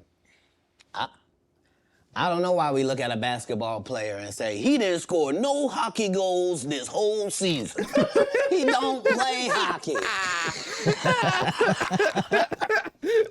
Kanye don't say nothing I can agree with. Okay. He was the weird guy in the beginning with the pink sweaters when we met him. Like, what do you think moving to a beat of your own drum? This dude started a church and kept cussing. Nobody in black church said nothing. You would have thought all the pastors would have came.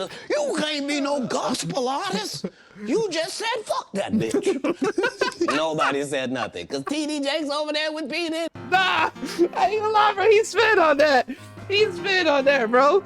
You just said the nigga was still cussing and shit and like saying Jesus is king, my nigga. Like Said fuck that bitch. Nobody said nothing. Because T.D. Jakes over there with Pete in it. Like, but come on, Katt. damn. only the guy you had here has been upfront and honest and a man of God and humble and took the L's he had to take and didn't.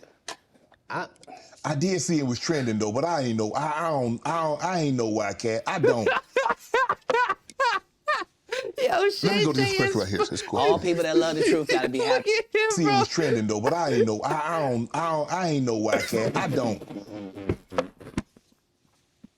Let me go to this question right here. It's cool. All people that love the truth gotta be happy if the truth coming out and lies is getting exposed. That's just what time it is.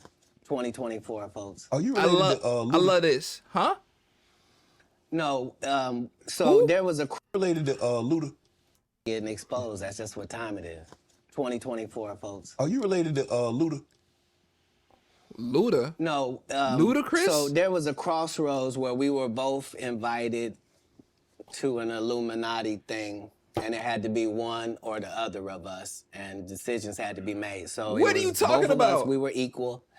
One of us had to cut off all their hair and couldn't do the sideburn thing no more with the points.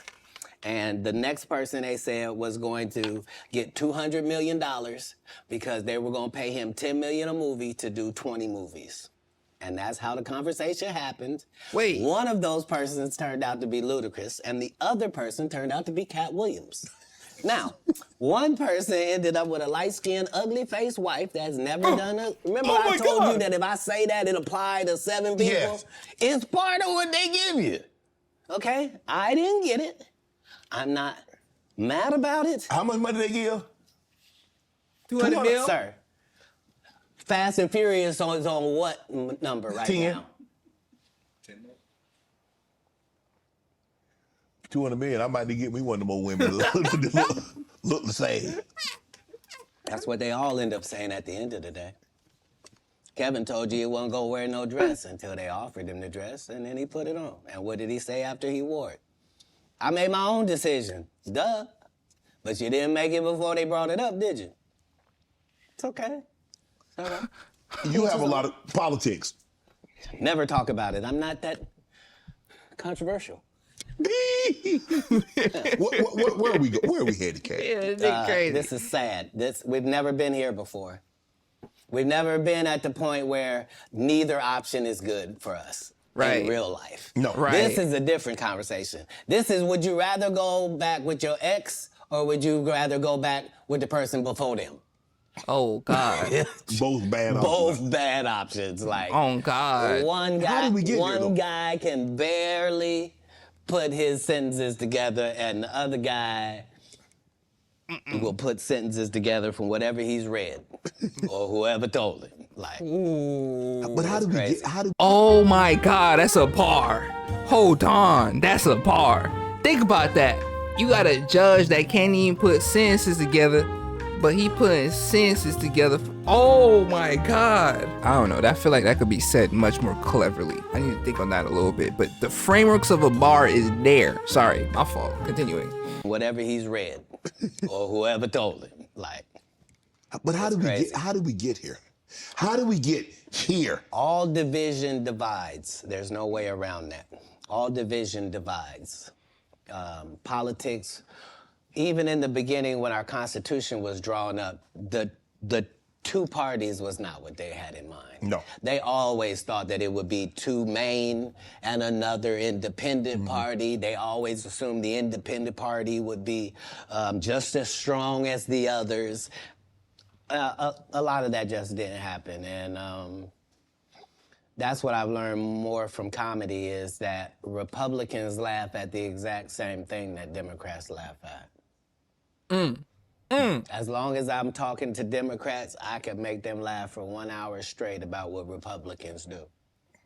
By the same token, I can go talk to Republicans for 1 whole hour and have them dying about the stuff that Democrats do. But at the end of the day, who does that? Yeah, your team got an offense and a defense. They not supposed to be enemies. The enemy is the other side. Wow. You can't do politics like that. Nope. It's not good for the country. Man, you see this Mark Zuckerberg building this $270 million bunker? What? If you have $1 billion, we have learned that you can do whatever you want to do. When Elon Musk wants to send things in space, he don't have to ask nobody's permission. Congress don't meet. Senate don't meet. No police department gotta be warned. He don't need a permit. None of that. If you got $1 billion, you do what you want to do, and then you tell them what you did. Man. And that's how it goes. What he building a $270 million bunker? What do he know that we don't know, Katt? What? Does Katt know? Kim Jong-un? What the? What? I don't know what you don't know. Do you understand that people that are not very bright are in charge of nuclear bombs all across the country? Is he calling Kim Jong-un That's stupid? what he knows. He knows that 30% of all weapons systems are running off regular Wi-Fi. So what does that mean? That means if a solar flare or a meteor hits either one of those, literally a bomb can go off just because the system accidentally got turned off. Yeah, that's what he knows. The people that are in power know that the people that are running the most complicated and deadliest things on the planet are just an average idiot. And you know lots of idiots. I do. Yep. And these people are not special. Not today. You say you smoke a little weed. You ever smoke with Snoop? Yeah. I'm actually a bigger smoker than Snoop. He'll tell you that. But I don't mix anything with my weed.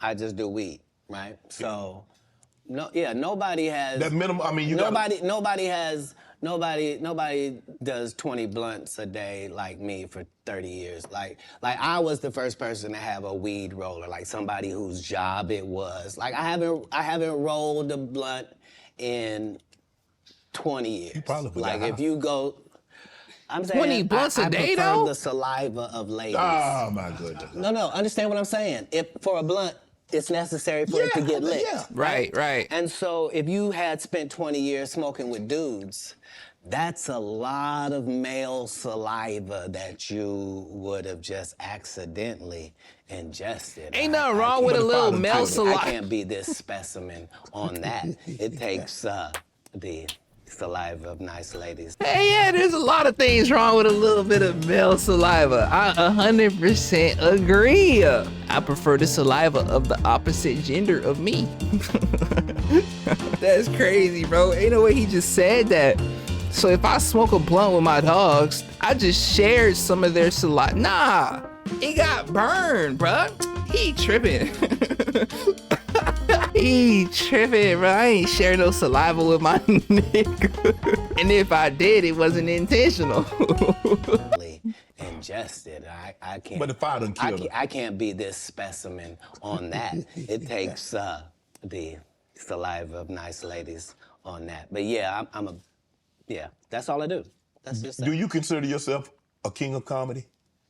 Where does Katt? No, they consider that. Oh, like when after Bernie left, them same three guys I'm telling you about, the kings. Yeah. Right? Because DL is the greatest. Yeah. There's no DL slander gets tolerated.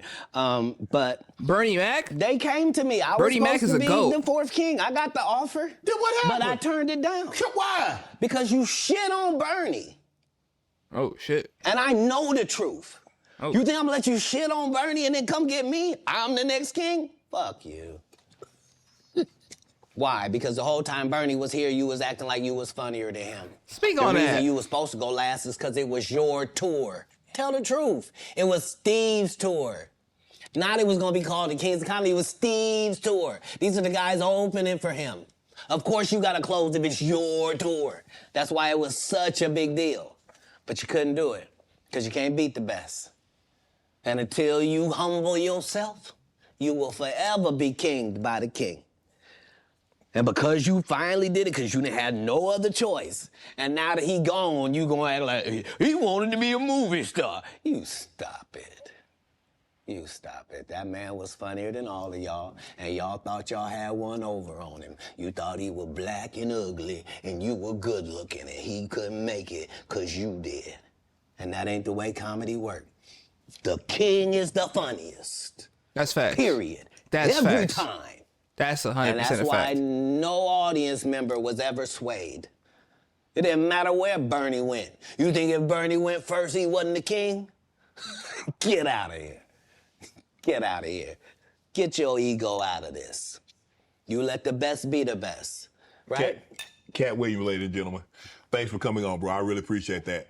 Thanks for sharing Thank you. the stories, setting the record straight. Now, you know they're going to double back. Impossible.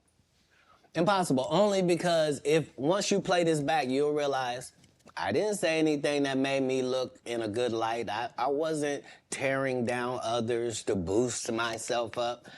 But I do have to acknowledge things that did not take place. Like, we're very ingenuous if we say this is not a game and we don't play it and people ain't in positions and people don't have their favorites and they group and they click. And, Right. Well, that happens in all businesses. Right. No. Say what side you on, say why you don't like the other side, and then get to the game. Right. But in the game, I'm wiping the field with them to the point where they don't even compete anymore. So how you gonna let a dude that been on the bench for 15 years, I would have beat Jordan's ass. Shut up, Jordan is still alive. Right. We'll call Jordan right now. You can't beat him now. Not then, you can't beat him now. Right. Katt Williams. Shannon Sharp, Appreciate you, bro. appreciate you. Like, I don't even know what to say. I'm trying to come up with words to really express everything. Like, was he spitting facts, y'all? Was he saying that the comedians that is really popping, they meat suckers? And did he say Ludacris was part of the Illuminati? And that Steve Harvey got a man unit? And that Kevin Hart put on dresses because he got paid for it? And who the hell is Ricky Smiley? I ain't never heard of that nigga. I ain't gonna cap to you. Yo, he called Ludacris's wife ugly, bro. Damn, like he kept on shooting random shots at P. Diddy. Like, this is crazy. I don't even really know what to say. I ain't gonna cap to you, bro. Like, Shannon Sharp, hilarious dude, bro. Hilarious dude. I like the way he talks.